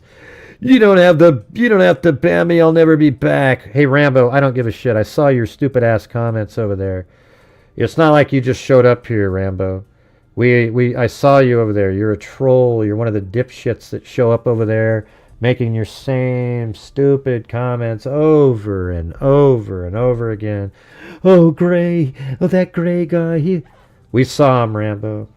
And no, they're not greater people, Rambo. They're idiots. All right? And you know how you know that? Because they lost. Richard Allen was found guilty 12-zip. All right? So if you think it's great to be a loser, then you go ahead and believe that. All right? It's not, though, man. They're doing God's work, everybody. They're doing God's work. He's fantastic. He's the greatest person on the face of the earth. Right. How come I was the only person on court TV during the 2 hours of jury watch that had any semblance of being correct at all? I was the only one that said, justice served, finally.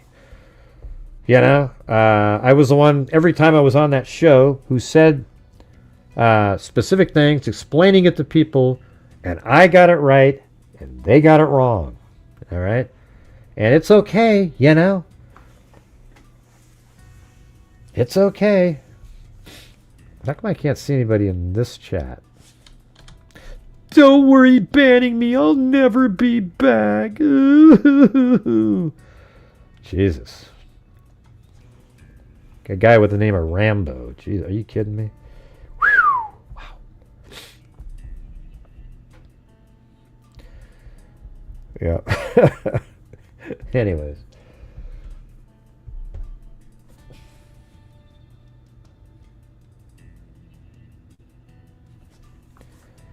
Yeah, Rambo, loser. Probably wanted to get a good screenshot of it. Yeah, I'm going to be talking about it because I thought it was, you know, he didn't seem like he was he seemed exactly how I thought he would be. You know, he's a little bit arrogant, you know, he thinks he's just, you know, he tried to, like, even when they said something about, you seem like a godly man. You're so godly because you forgave Mitch Westerman. You mean the guy who put out the images for you? Yeah, I'm glad you... And then he goes, I'm glad you saw that. I am godly, you know. And I really... give me a break. I don't know if you missed that part. I mean, I do like Vinny. He just has a lot of stuff to do. But the thing is, a lot of times, you know, he was a defense attorney. Oh, no, I think he was a prosecutor, actually. But they usually go where the winds of popularity are going, which is smart when you have a television program.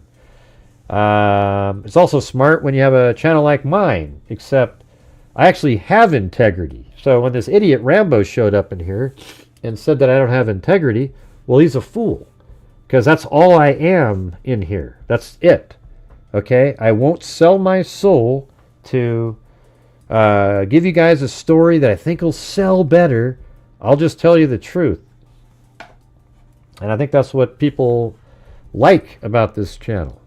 You know, when I do the Brian Koberger, the 4 vehicles driving around, I know that's the white Elantra. I know that the timing of it, and I know that's him. You know, it's so obvious. You just put it together.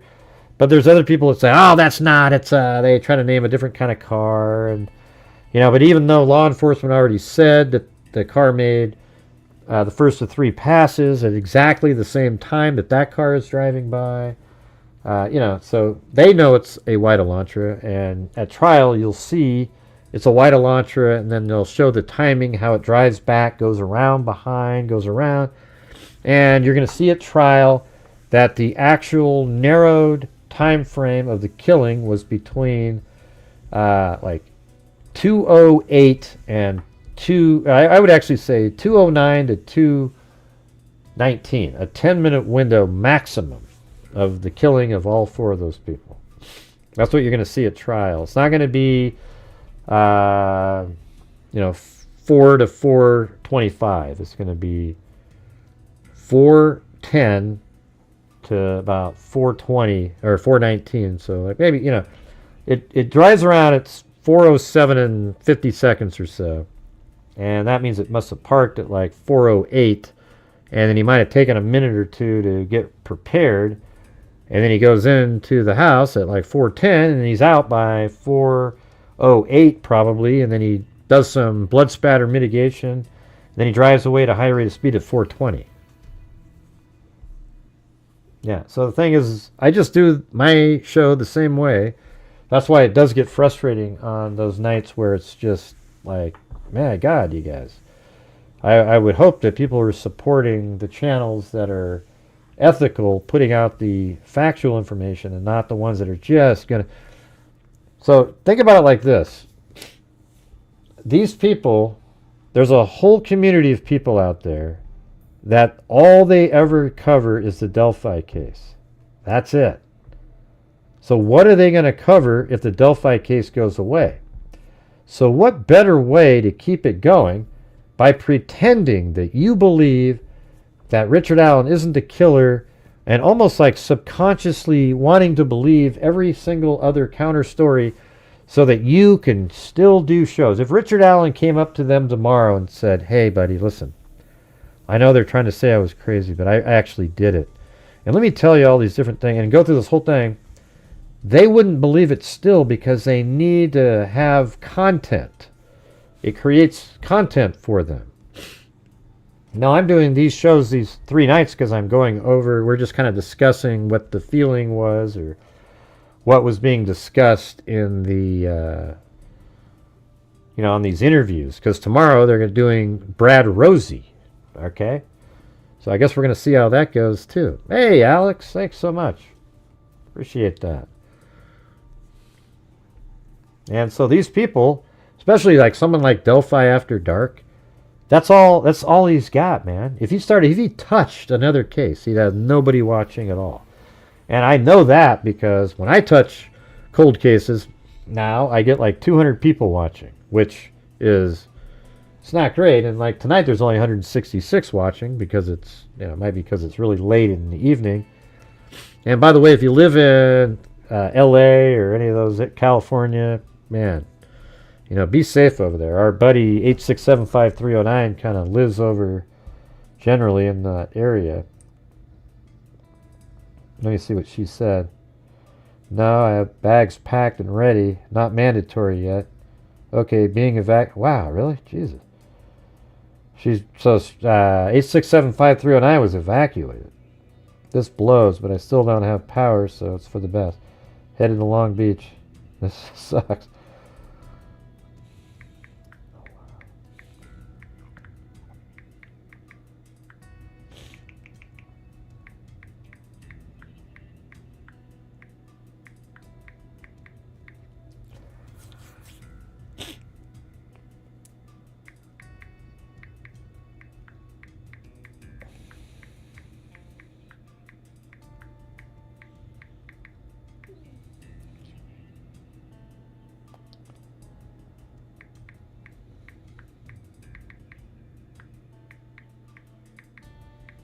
Wow, that's crazy. Holy shit.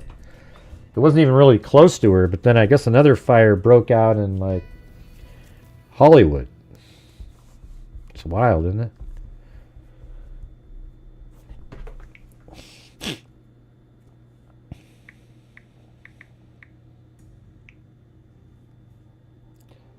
So she texted me, that was at 6:25, then 7:06, and then 7:42. I don't know, it's weird. For some reason, her texts aren't making noises when I get them. It doesn't do anything.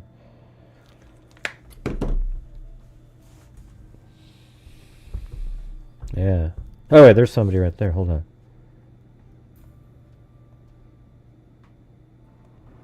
Hey, is this Julia Burns? This is she. How long were you sitting there for? Just a couple minutes. Oh, sorry about that. I didn't look at the right screen, I don't think. Oh, you're totally. No, I was actually funny enough. I was texting my friend who also lives in California, the Covina area, with the fires and everything. So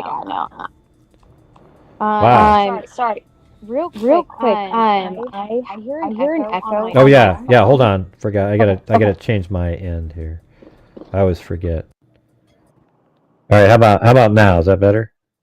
Yeah. Sounds good. Okay. Okay. Cool. Perfect. I wanted to. I don't know. I'm always on the Delphi case. I still have questions. Mm-hmm. In terms of, especially if there were other players involved. What do you think about that? Yeah, well, I mean, I think it's possible, that there was somebody else there, but Richard Allen would have to be the one that came forward to say that there was somebody else with him later, but he can't say it now because that would prove that he was there, and then he'd get the same punishment, but maybe later for some better jail or prison treatment or something, he could say something like, bring up another person's name. However, there's no evidence that there was anybody there other than him at all. Right. Or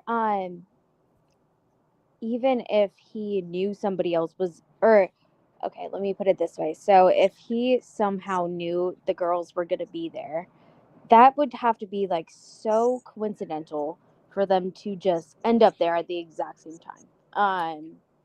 Right. Well, I don't know if you ever heard this, but we've talked about that a lot. Like Keegan Kline, that morning he drove over to Mexico, which is right. I guess he even said Peru. It's Mexico, Indiana, but he said, "Yeah, I went to my mother's house in Peru." That's how it was worded somewhere. I haven't seen the transcript, but that's where Keegan Kline lives. And then, how did Richard Allen know? If he did know, so that would be a question you want to ask him. Was, well, how did you know that the girls were there? Yeah, exactly. Because yes, they did have the day off of school, but it's such like and I know I've talked about this before, but it's such like a spread out area. It's not like one condensed, like little hot spot. It's the trails, go on for, I don't know, I'd say, what is it, like at least like 3 miles ish? Well, I mean, it's like I don't know, it might be 3/4 of a mile from the Freedom Bridge to the start of the bridge, and then it sort of ends, but it goes the other direction, Okay. So it's just that trail system isn't that long. There's a 505 trail that goes down. Let me just do like a quick yeah. Like I could just do like a measurement just generally. Like I could go to here and here and there and there. And so that's, let's see, 0.68 miles from the Freedom Bridge to the, right at the start of the bridge, the Monon High Bridge. 0.6 miles? Yeah, it's not really that long. It's actually kind of a smaller type area. Oh, okay. So it's like mostly the bridge is probably the furthest. Yeah. Sorry, I'm looking at the map you have up on the screen right now. Yeah. Yeah, I know, that's super interesting. It just Well, the bridge is like I think it was like 860 something feet long, so that would be about 300 yards. Not really that long. Yeah. Okay. It didn't seem like there were a whole lot of kids there at the exact same time. Like maybe they trickled in and out throughout the day, but for him to like randomly go there, at that exact time, I can't get past that he didn't know somehow that they would be there. I don't know. Yeah, I mean, I look at it like in a couple different ways. Like sometimes I look at it like, if he's a hunter, like he would go there to hunt for a victim. Let's say he went there once a week, waiting for an opportunity, and this just happens to be the day that when he was standing there, and then they walked by, and maybe that wasn't his perfect type of victim, but when he saw him go on the bridge, he goes, "Oh, I'm going to go for it." And he knew that there was nobody ahead of them that crossed the bridge because he'd been there a while. He got there at 1:43, so he knew that nobody had crossed or gone to the bridge. He was looking the whole time. And then he saw Betsy Blair come and then take off. And then these two girls are coming. So now they're sort of isolated with him, and he watches and waits and watches them cross. Now he thinks, okay, here's a perfect target, and he goes across. Because either way, so let's say he knew that Abby and Libby were going to be there, right? Let's say he knew that they were going to be there. Isn't he still extremely lucky that there wasn't another soul just randomly around on the bridge or somewhere? So no matter how you look at it, yeah, he's lucky, except he would have called it off if there was some other people around in, I guess, either scenario. So it's hard to say for sure. No, that's a great point. There's no way to say that he, I don't know like his patterns or his daily routine or anything like that, obviously. So I don't know if he went there a lot or never went there, or I think that might shed more light on maybe the more probability of him just happening to come across them. But yeah, I don't know.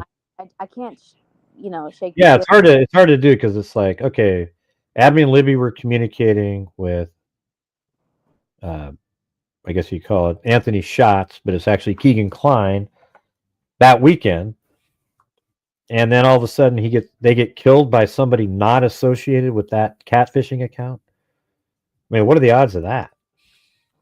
Right. I think that's what I can't kind of see past, but right. It very possible. I mean, this whole case is, there's still so many unanswered questions, in my opinion. So who are you in the picture up on the screen there? Oh, I'm the one closest to the screen. That's okay. Yeah. That's your daughter there, the other one? No, my my I was going to say. Okay, your best friend. Because I was saying you look so young, I wouldn't be able to think that you'd no. be a kid. No, I'm 29. Yeah. I'm not that young, but I'm pretty young. Yeah. Yeah, so I don't know. I just the idea that he didn't know that they would be there unless he frequented that trail, I don't know. I can't really. It's hard for me to believe that that was just super random. Yeah, it's hard to. Yeah, it's just one of those things where I actually asked. Well, it was actually Holman a long time ago because he was investigating the leak of the crime scene photos, and I'd heard stuff way before they were released, like 3 weeks prior to them being released. I knew that they were not the crime scene photos, but the Frank's memorandum. And then I heard about the crime scene photos, but he told me that they could not find a connection between Richard Allen and Keegan Klein. But all that means is they couldn't find one. And then he was just on that interview the other day where he said something similar, like, we haven't been able to find one, but it's almost like you can tell it sort of nags at them too. Yeah, I was thinking the same thing. And if Richard Allen did an appeal, what do you think that would look like? Well, I think that means he would try to. They're going to claim that they should have been able to bring in their third-party suspects, like the Odinists. They'll probably bring up, some version of the Franks thing again. They're going to feel like they were handcuffed at trial because they weren't able to bring up all the stuff that they wanted to do to defend their client. But the thing is you can't just bring up a third-party suspect when there's no connection to the crime scene. And on that show tonight, he said, "Oh man, this guy had a picture. It looked exactly like the crime scene." It doesn't. I've seen it. It doesn't look exactly like the crime scene. Person's fully dressed and everything. It doesn't look like that. And so it's just not accurate what he's trying to tell people. What do you think they're going to do? Yeah, I don't know. I'm not, I watch a lot of true crime, but I'm not well versed in the kind of legal realm of it when it comes to courtrooms and all that. My mind kind of just veers off. I think I actually, people always tell me how I help them fall asleep at night. Oh, really? Yeah, I always say, is that a compliment? They go, no, it's a compliment.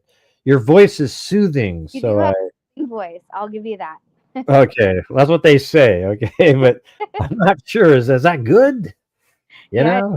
Do a news segment like Gray reads you a bedtime story. Yeah, maybe I should do that. It comes out at 11 o'clock every single night, and it's like 30. That's actually a pretty good idea, to be honest. Every night. Yeah. So I do my show, and then that comes out later. I like that one. Yeah, it kind of gives you a little balance. So kind of good night with Gray. Good night with Gray. Well, there you go. I like that. Okay. That's actually not a bad idea. What do you guys think? Do it. But I just read some, like, even if it's just me reading some clips out of newspapers or something. You could where read Night Moon or the Berenstain Bears or something like that. Yeah, or something. Yeah. Yeah, maybe you do like a 25-minute. This is to Yeah. get you to fall asleep tonight, everybody. There you go. Now follow this. That'd be pretty crazy. Yeah. Yeah. Yeah. Good night with Gray. Huh. I do kind of like that. What was the one you said? Good Night with Gray. That's what you said. I think somebody else typed it in. I like Good Night with Gray. There you go. Look at that. Yeah. Yeah, and also thanks so much for your super chats and everything. That was cool. Absolutely. Very nice. You offer the most, like, there's very few YouTubers out there that offer very factual information, and you are one of those very few. And so I appreciate you, and I want you to keep doing what you're doing. So keep it up. Yeah, it's just been really frustrating lately for some reason. Just like, gosh, you know. Well, yeah. I'm struggling getting, like, I used to get, I usually get like 350 to 400 people watching, and then bigger stuff like 600 or something. But just lately, it's weird. I'm not sure if it's YouTube or some sort of algorithm. I don't know. The Delphi sensationalism has kind of died down a bit. Mm-hmm. I feel like that might have something to do with it. Unfortunately. Well, the thing is I think I'm the one. I think the sensationalism part that's what those guys are doing, and so that's moving forward. So people aren't interested in somebody like me who's still just saying he's guilty. You guys, look at this. They want to know how he's not guilty, and they want to have all these. You know what I mean? That's what they're looking for. I don't really pay attention to those channels, so I wouldn't really know because.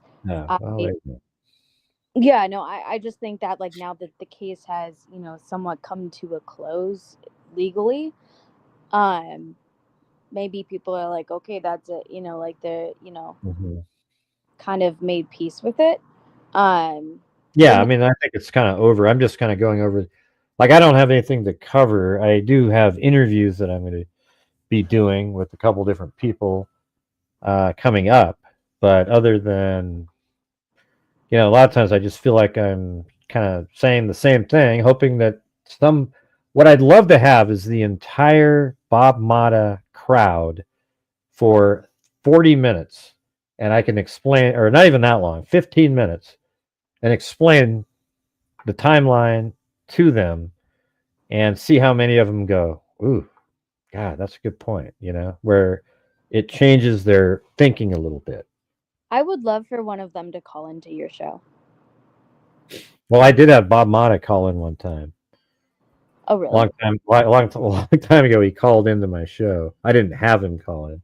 He just called in and we talked, but he just kept talking and talking and I'm trying to interject so I can say something, and he didn't really like that. But the truth is, he said stuff that just wasn't accurate to the information that's available. And we were talking about it, and there were some things I brought up and he didn't really have good answers for, and it seemed like it was okay. I'm not sure how it went in total, but yeah. Yeah. I find conversations way more engaging with somebody when maybe we don't have the same opinions, but we can kind of like learn from each other, not in a factual standpoint necessarily, but just at least seeing each other's point of view and being like, okay, like, you're educated, I understand why you think this for yourself, and I disagree. And those conversations are a lot more interesting. But when it comes to people who are just, I don't even know, like, I guess you can't really argue facts, obviously.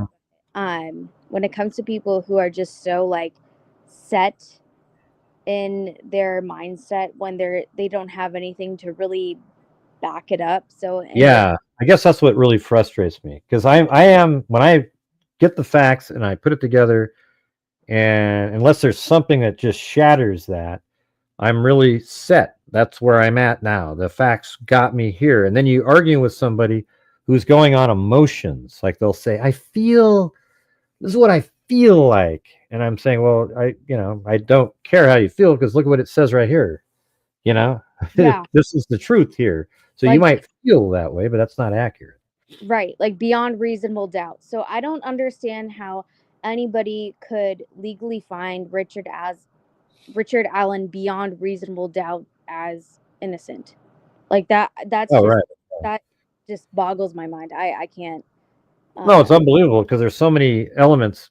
There isn't anything that they bring up that's reasonable to exonerate him. Like they go, I mean, all these things, like this phone with the jack. Now they might say that, well, it's possible that somebody plugged it in. And I'll say, well, look at this right here. It says if water gets in there at all, the conductivity will make it look like there's a jack in the phone. And then once it dries, it'll make it look like the jack was removed.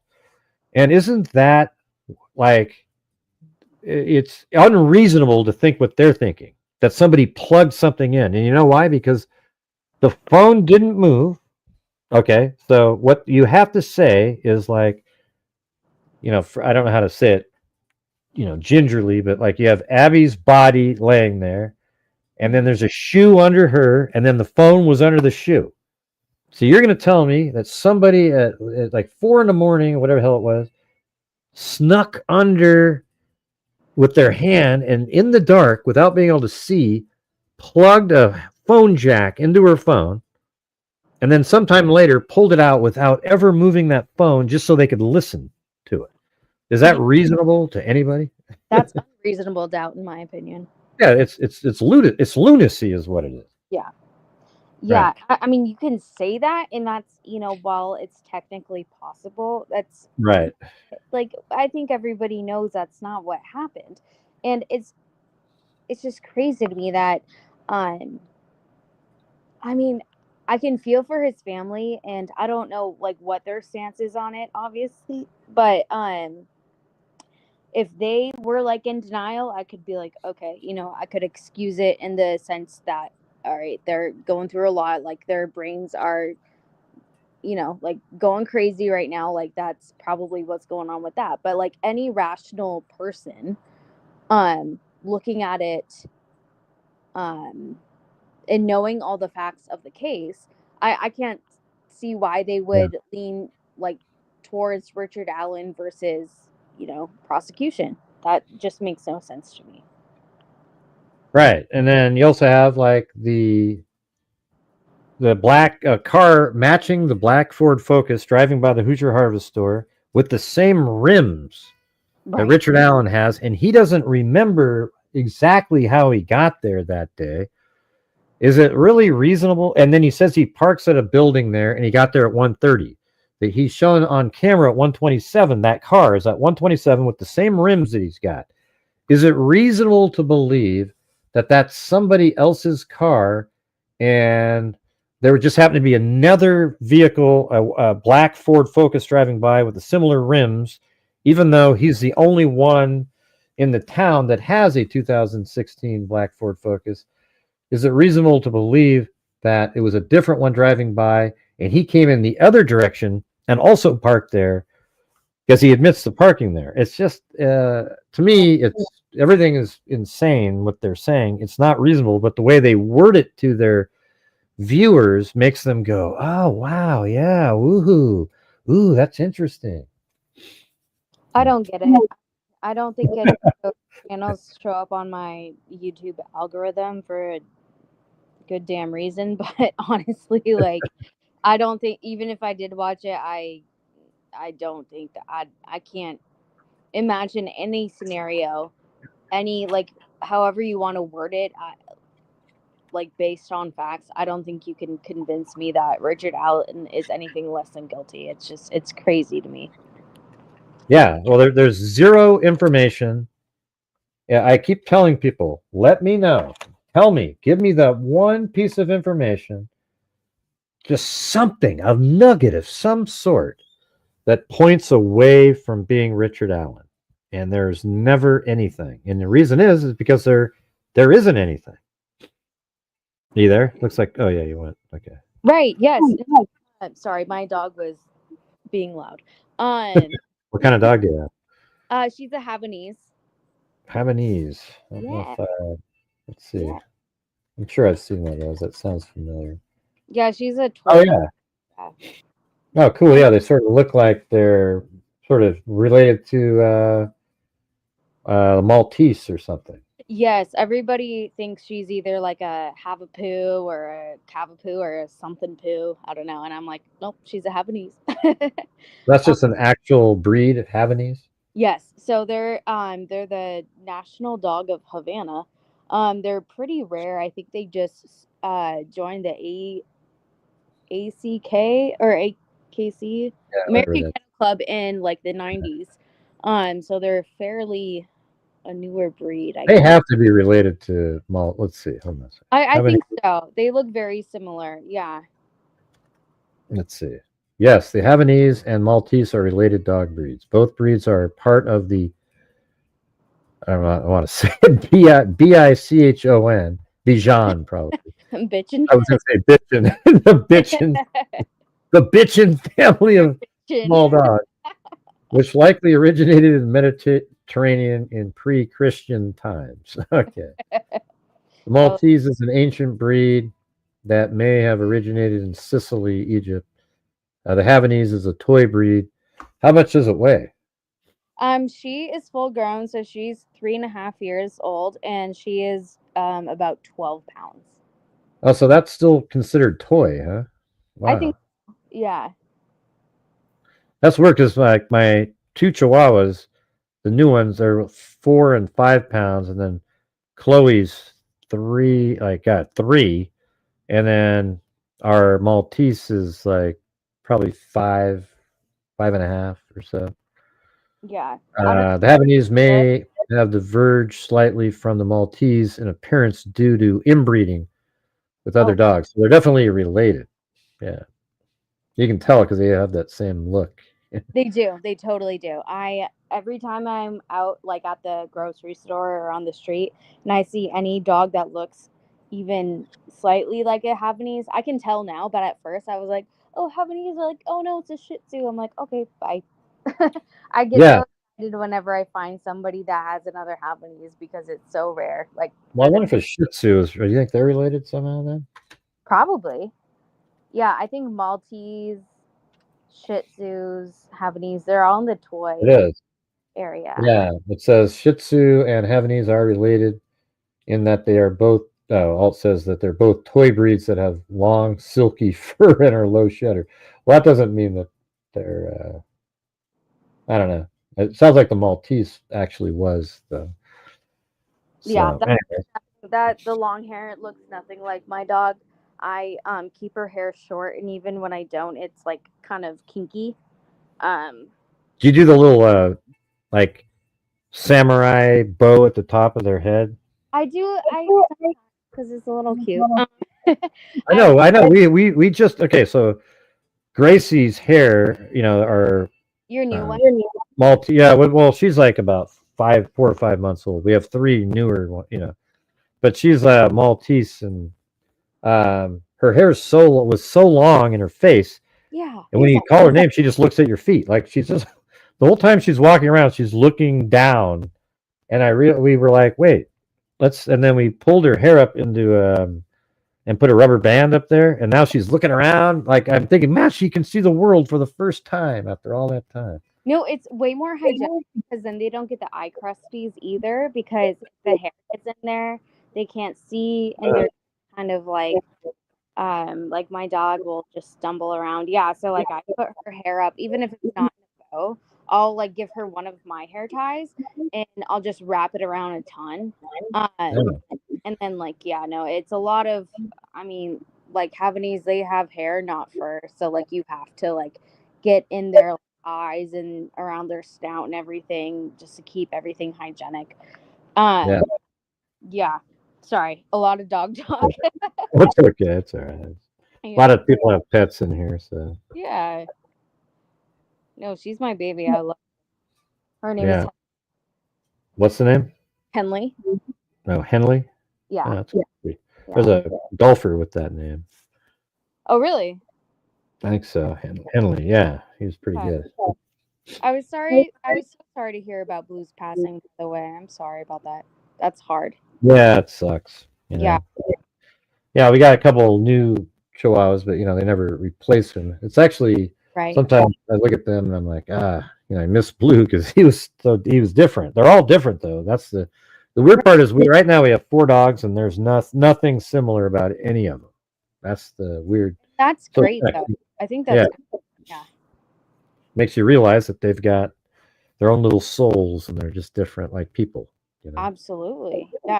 So your new ones are Clancy and what's the other one? Clancy and Benny. Benny. I might be able to. I wonder if they're on the screen. Let's see if I can. Yeah, they're there. They're just walking around right there. What kind are they? Well, Benny's a long-haired Chihuahua, and then Clancy's the short-haired one that just walked off the screen. Oh. But they've been together in 2 different litters for. I'm not sure if I'm on the screen or not, but does it work if I go like that? Oh, there you go. You can see the whole thing. Oh. So there's Benny. They love those little toys. We keep them in there for now because they haven't completely learned to not pee on everything. Right. They do pee on the pads most of the time, but we bring them out for stints and try to make sure that they go to the bathroom on the pads. Yeah. No, it can definitely, especially with younger dogs, it can definitely be an adjustment. Versus like I grew up with like retrievers and labs and German shepherds and stuff. I don't know what the difference is, but they tend to like get the gist of things sooner. But yeah, especially with younger dogs or smaller dogs, yeah, it takes a little longer, but they'll get it. Well, Clancy's he's a pig though. He always every time Benny's trying to eat something, he just comes right over, picks it up, and walks away. And then sometimes, yeah. Well, I don't know because Benny gets mad sometimes and attacks him. But they fight sometimes. But they love each other too. Like they just sleep together, hang out. But then they fight. Like and they really kind of. Like one time, I think Clancy scratched Benny's eyeball or something, so he was kind of swollen. It kind of sucked, but I think it got better. So yeah, my dog Henley, she's about the same size as my younger cat Skylar, and they are like best frenemies, and they'll like play fight all the time. But then I have the cutest pictures of them just snuggling together all the time, and like I'll come home like late from work one night, and then I'll just see them like literally like belly to belly, like with their arms around each other, just hugging each other. It's the cutest thing. And I don't think that's normal for dogs and cats, but yeah, it's a little different. Yeah. But yeah, no, I think she grew up with my cats. I have one older cat who's like 16, and then Skylar who's 5, and then Henley's 3. So she's kind of like grown up in the cat family, if you will. But what's kind of weird is like Clancy is a sturdy. You pick him up and he's just sturdy, and he's a Chihuahua. But you pick up Benny, and Benny feels like you're picking up a cat. You know how when you pick them up, their body kind of slinks down a little bit. They're kind of links. That's exactly what he feels like when you pick her up. So it's totally different. So he's more of like a kind of concentrated little tank, but not heavy. Well, that's Clancy is. Yeah, but Benny's just sort of like a cat almost. Yeah. That's interesting. Did you get? She's really sweet, but really shy. You when you try to pick him up, he kind of looks at you and kind of goes down. And but once you pick him up, he gets pretty excited. Yeah. Did you get them from a breeder? Yeah, and they had so many Chihuahuas, it was kind of weird. Like 30 of them up in this Oh wow. house. We were up there, they're all running at us like a pack of velociraptors. I mean, it was Oh my crazy. gosh. So they brought him down. There was another one named Mac that was part of the same litter as Benny, but I could tell there was something wrong with his teeth. Like there was this weird overbite thing. And then Clancy they brought down too. So I was like, oh, because I really like Clancy's really cool dog, but Yeah. I don't know. It's kind of weird when you don't pick. You got ones to pick from, and then you don't pick one. You know. Yeah. Yeah. Totally. No, I got. So you're from Portland, right? That Yep. area. Yeah. So I am. I live up in Seattle, or like Bellevue, if you know what there. Oh yeah. So I got her from Yakima, Henley. Well, that's where we were. That's Yakima. Yeah, that's where we got Blue and I'm not Blue. Clancy and Benny. Oh, really? Yeah, I was up. It was like we went over that bridge, right? Isn't that the bridge? The like, Vantage. Like, isn't there a narrow bridge, or is that the right? Is it Yakima? Narrows Bridge, yeah. We were thinking about Tacoma. Maybe that's what I'm thinking about. Yeah. And then there's yet. also the Vantage Bridge where you would actually no, that's after Yakima. Oh yeah, you're way over there. You're kind of like in central. I'm in Bellevue, but yeah. So it's just like 6 miles east of Seattle, pretty much. Okay. Yeah, and then Yakima's like in central Washington. Yeah, like central South Washington. Yeah. Yeah, I love the like Central Oregon, Central Washington. Probably all look the same. It's like a desert kind of. Oh yeah, no, it's beautiful. Do you know Black Butte? Oh yeah, I've been there like 100 times. Yeah, do you go golfing there? I go golfing. Yeah. Like it's oh my gosh, it's one of my yeah. Big Meadow. Yes. I forgot what's the one up in the hill. Something. The one that goes. It's the worst first tee shot in the world. It used to be, anyways. It's par 5 that does like an S shape, where you have to hit like a 5-iron off the tee, then a 3-wood on your second shot, and then it's just so. Oh, exactly. It was actually deemed the worst. Yeah. I forgot the name. There was only 2 there, right? Big Meadow and something else. Gosh. What was it? What was the other one? Ah, hell, I can't remember. Yeah, it's just the Glazed Meadow. Glazed, maybe that's it. Glazed Meadow and maybe I haven't been there since probably 2016, honestly. But no, it's beautiful course, and Coeur d'Alene also. I don't know if you've been there, but oh my gosh, it's a beautiful course. I have been there. You have? I don't know if I played the course, but yeah, my dad lives there, so he lives in Florida, but like his summer home is in Coeur d'Alene. But the course like on Lake Coeur d'Alene is amazing. Like if you're really big into golf, you have to go there. Yeah. Well, I play Bandon Dunes, so that's the good one in Oregon. That's one of the best in the country, actually. It's rated. Usually it's what's the one in California? The really popular one. It goes along the ocean called I can't remember, but Bandon Dunes or Pacific Dunes, as part of the complex, they kind of compete for the #1 public golf course in the United States. Oh, really? They used to for years, so I don't know what it is now. It's actually, come on, what's the one that goes along the coast with cliffs in like San Francisco or something like that? Yeah, it's probably, yeah, I was going to say it's What's the hell is the name of that one? It's like, it's usually just pops right into my head, but it's not. Oh, well. Do you remember when they had the U.S. Open? I think it was 2015 in Tacoma, Washington. No. Oh, you mean Whistling Straits, that place? Yeah. Yeah, no, I was like, okay, so all of that, I don't know why they're beautiful views, but like all the grass there was like dead. It looked like, honestly, like hay. It was horrible. I don't know why they did that. Yeah.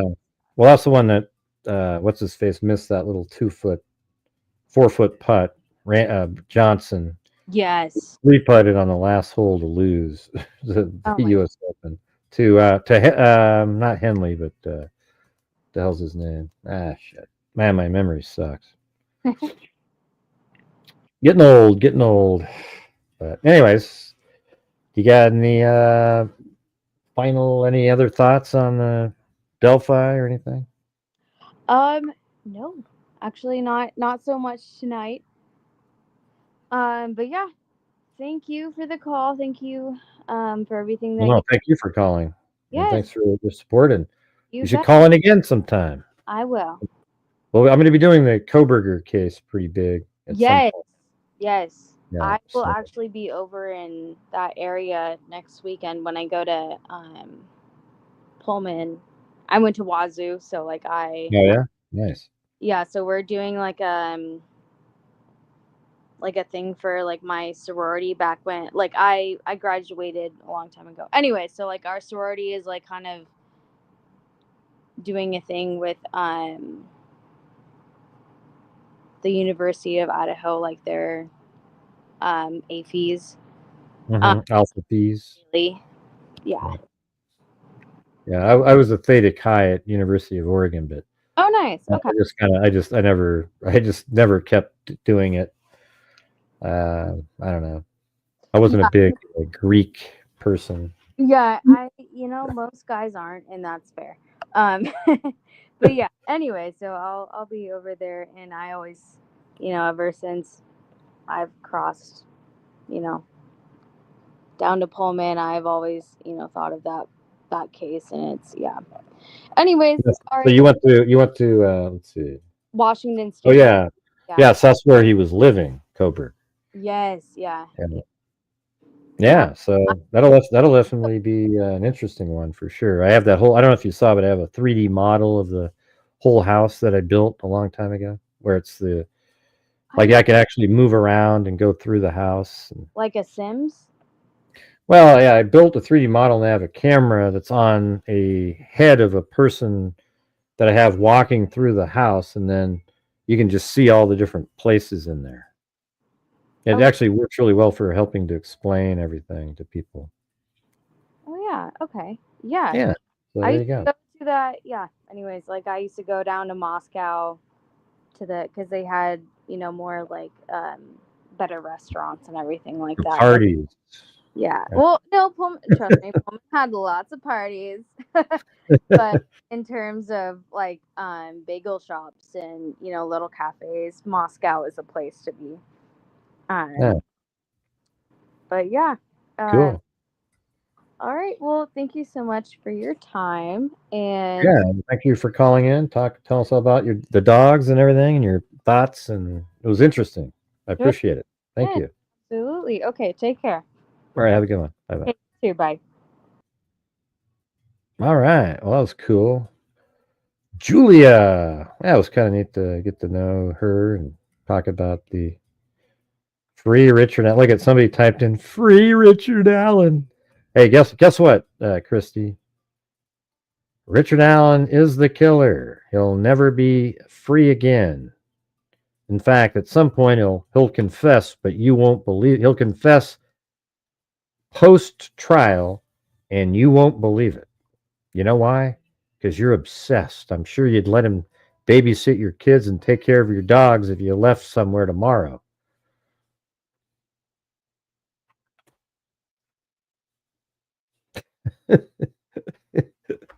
Oh, you poor thing. That's fun. That's hilarious. Anyways, I want to, I think, what time is that? Did that hour? I think that is about the hour, right? Yeah, I think that was a pretty fun show. And thank you guys for, getting back on a track of a normal goal type night. That was cool. And if you haven't watched it, go watch the video that I made earlier today.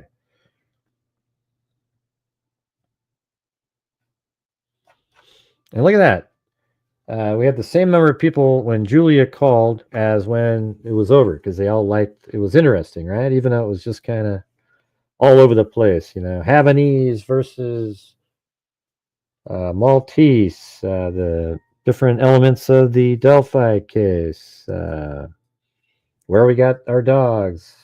That she went to Wazoo. I went to Oregon State. So we were all in the Pac-10. Not at the same time. Yeah. Yeah, probably not, Lisa. All right, so let's go through the up here. Let's see. So thanks to BGPO, long time listener. And then Wendy Woobles, Missy 6, 11 months. Then we had Cheryl Bullock. And then LA. And then LA again. Or no, it was just LA. And then Karen. So this is where it like the show turned around. We actually made a goal here. It was Karen, the biggest supporters are here, Gray, and Pups, even though I miss them tonight. Then the Saint, I got you, bro. Then Paulette Leonard, please send 5 to hit the target. Then we've got Wendy Woobles, proud supporter of GHI. Then we've got Karen, oh well, I'm freaking amazing. That's all I can say. Cheer up, Buttercup. Then Wendy Woobles. Then Julia Burns did the, what was it? A double cat eye, right?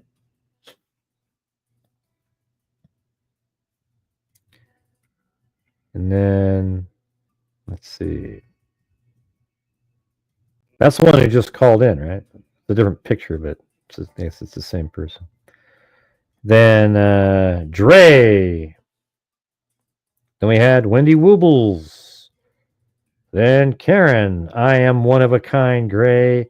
No comparing me to other people. Brothers are a pain in the ass.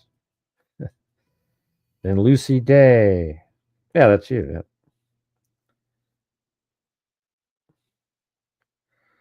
Denise Miller. And Angel Bear. And then I think at some point, Julia Burns said, if you guys get to the goal, she'd send in another 20.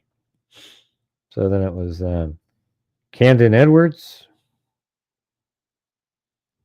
And then the Saint again. Then the Saint again. Then Linda Howe, as in Linda Molden Howe of the Cattle Mutilations and Corrupt Circles. Then Lucy Day. Then we've got Wendy Woobles and Cheryl Bullock and Sandy Shirley. Let's see what happens. Then we got Susan Hampshire. Then Cheryl Bullock. And then we have Cheryl Bullock, 30 months and then 1.88. Don't know what that means, but it's there. All right, then we have Julie Burns for 29 months. 29 months, huh? That's pretty cool. You don't chat as much, though. I've seen your name in here quite a few times. Then Lucy Day, and then here we go with Cheryl Bullock. Then, because you guys got close to the goal at that point, I donated 5 memberships. And then, look at that. Look at Linda Howell. Is that a record right there? 61 months? I mean, that's 5 years and a month, right? Then Lucy Day, who can beat me to 20? Then we've got It's Just Bella, one more. And then we made it there. And then Julia Burns came flying in again with the 20 that she promised if we reached the goal up there. Then it was Karen, which is, she says, now everyone is donating. They take part in the awesomeness I spread. You're awesome. And Sandy Shirley, let's see what an extra hour means. Then we've got, then Alex gifted 5 memberships. Then Tina Humphrey Has been a member for 2 months. Thank you. Very cool. Very cool. All right. That's awesome. So in that other picture, this one here, you got kind of a brown or that's probably blonde still. I can't tell. Gray is in Carmel by the sea. What does that mean? Oh, gray. No, that's not the one I was talking about.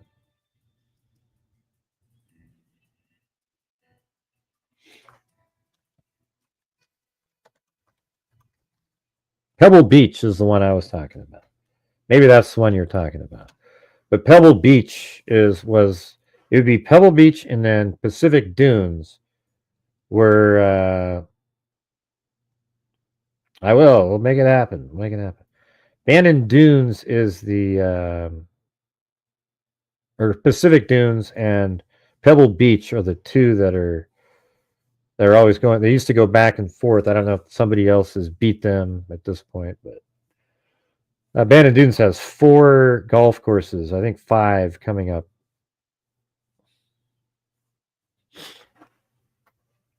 Yeah, well, that is a good one too, though. That one. I just remembered Pebble Beach as my old memory kicked in. Good night with Gray. Make it happen. Well, we're gonna make it. I try to make it happen every single night. It's just I can't force anything. Gray's bedtime crime stories. That isn't a bad idea, though. Just kind of get some notes together or something and put it out there late at night at like 10 o'clock, 9:30 or something. Yeah, it's not a bad one. What was it again? Gray's something? I can't remember what the actual term was. The phrase. I do not remember. Yeah, I could just read something. Maybe an old newspaper article or a couple of articles on a case. I get the ones that summarize it and just go through that and say, this is from the New York Times, 1965. Joan Smith was killed by a psycho. And then have the music play. You guys probably don't want it to be like keep you guys awake for God's sakes. Yeah. Yeah. Here's how I'm going to do it. Joan Smith was killed by a psychopath. Have a good night's sleep, everybody. Yeah, that would be pretty funny.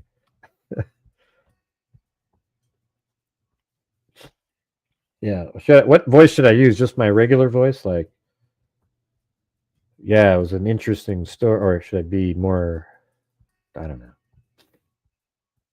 All right. Thanks, everybody. And also thanks to the few buy me's a coffee. We had Sandy, Lisa, Valenzuela, and Camden. So thank you for the coffees. The soy voice? What's that one? What's that voice? I don't even know what that one is. No idea. What does a soy voice sound like? All right. Anyways, thanks everybody for being here and read a couple mysteries in your calming voice. Maybe some DB Cooper stuff. Right, but what is my calming voice? Like when I'm talking like that? Or when I'm talking like Anyways, thanks everybody so much for making a good night happen, even though it was a later show, and just been getting really frustrated lately, and you guys put me in a better mood, thinking, okay, but I guess we'll just have to see how things go. All right, but maybe next year maybe I'll do a couple of shows where I live stream while I'm kayak fishing or something, and we can still talk about crime. You know, it'd be cool. They need to come up with something where I don't know how you do it. Maybe you could hear the voices, because I think what I'm going to get is a here. Let me show you. I need to do something else. I got to get out and let's see. I'm going to get the Old Town PDL 106 right here. Right. So see this thing? Yeah, let's right. Well, I guess there you go. But you can't see my screen, so let me go to that. Yeah, right here. See that? So they're really amazing. Look at that. You have a chair that you sit on. Then there's a pedal drive that just falls back in, and then there's these accessories you can buy, like rod holders that have the rod in them. And there's actually a motor that you can buy that you can put on it and sort of get to somewhere, and then you use the pedals to move around gingerly. Oh, did you really? Oh, sweet. What kind did you get? You got a normal pedal kayak though, right?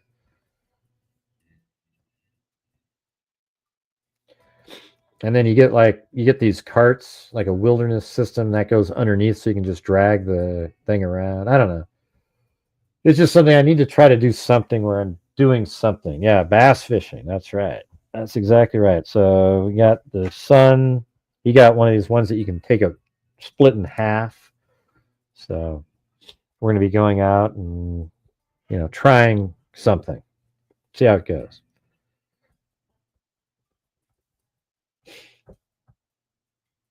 Yeah, there's got like a little thing where you can put a camera up on. But there's actually one that you can put a phone. And I was thinking if I'm close enough, I could just stream. It seems like. Now, one thing that's sort of interesting is I have this cell phone booster. Seems like I should be able to put that somewhere and almost have that. I don't know if that would work.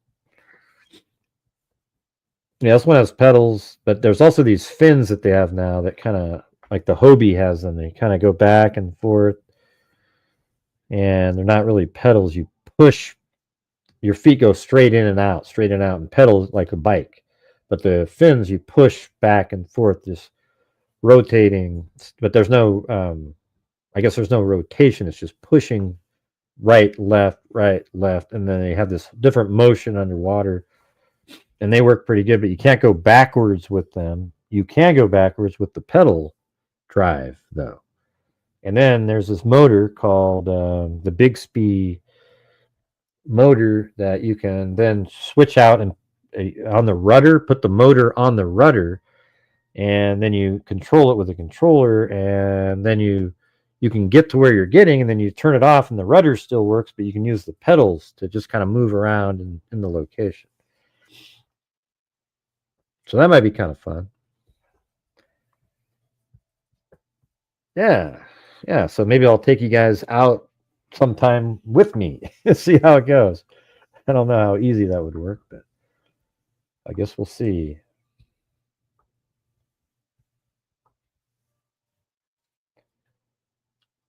Here, let's see.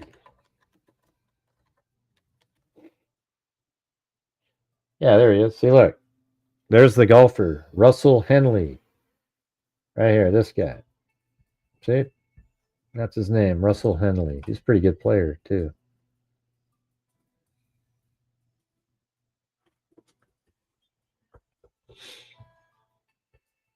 Yeah, that'd be pretty sweet. But, all right, you guys. Well, thank you very much for all being here tonight, and we'll see you tomorrow. All right, maybe we'll see what tomorrow brings.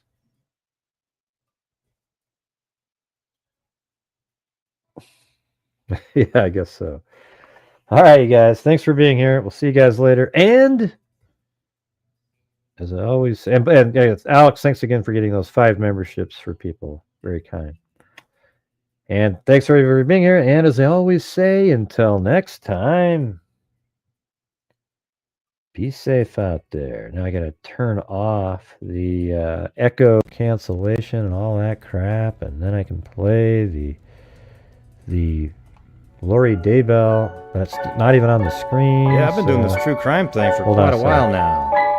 There we And go. during this whole time, I have not seen one person that is a crime dissector, thug rejector. I'm a certified human lie detector. I'm gonna get ya. He's leaving, Zozo. He's leaving for the Like night. an old projector. Crime sector is my nectar. Professor Gray is gonna give another lecture. Crime collector, freaking actor. And I'm always gonna be a protector. Fool deflector, interceptor. Come here, suspector with a vector on his vector with a spectrum. Just remember, I've attempted to fucking check ya. I have no agenda. I'm a pretender. And I'll So to your flavor like a blender. And in the end, I'm gonna send ya on a mission to reveal the true offender. Yeah, so I'll just get right back to work. All right, everybody? All right, freaks. We'll see you tomorrow. I guess there's a Rosie interview tomorrow, so I guess we have to go through all it over again. But then after that, we'll just have to wait till I do my interviews. Okay. All right. Thanks, everybody. Be safe out there.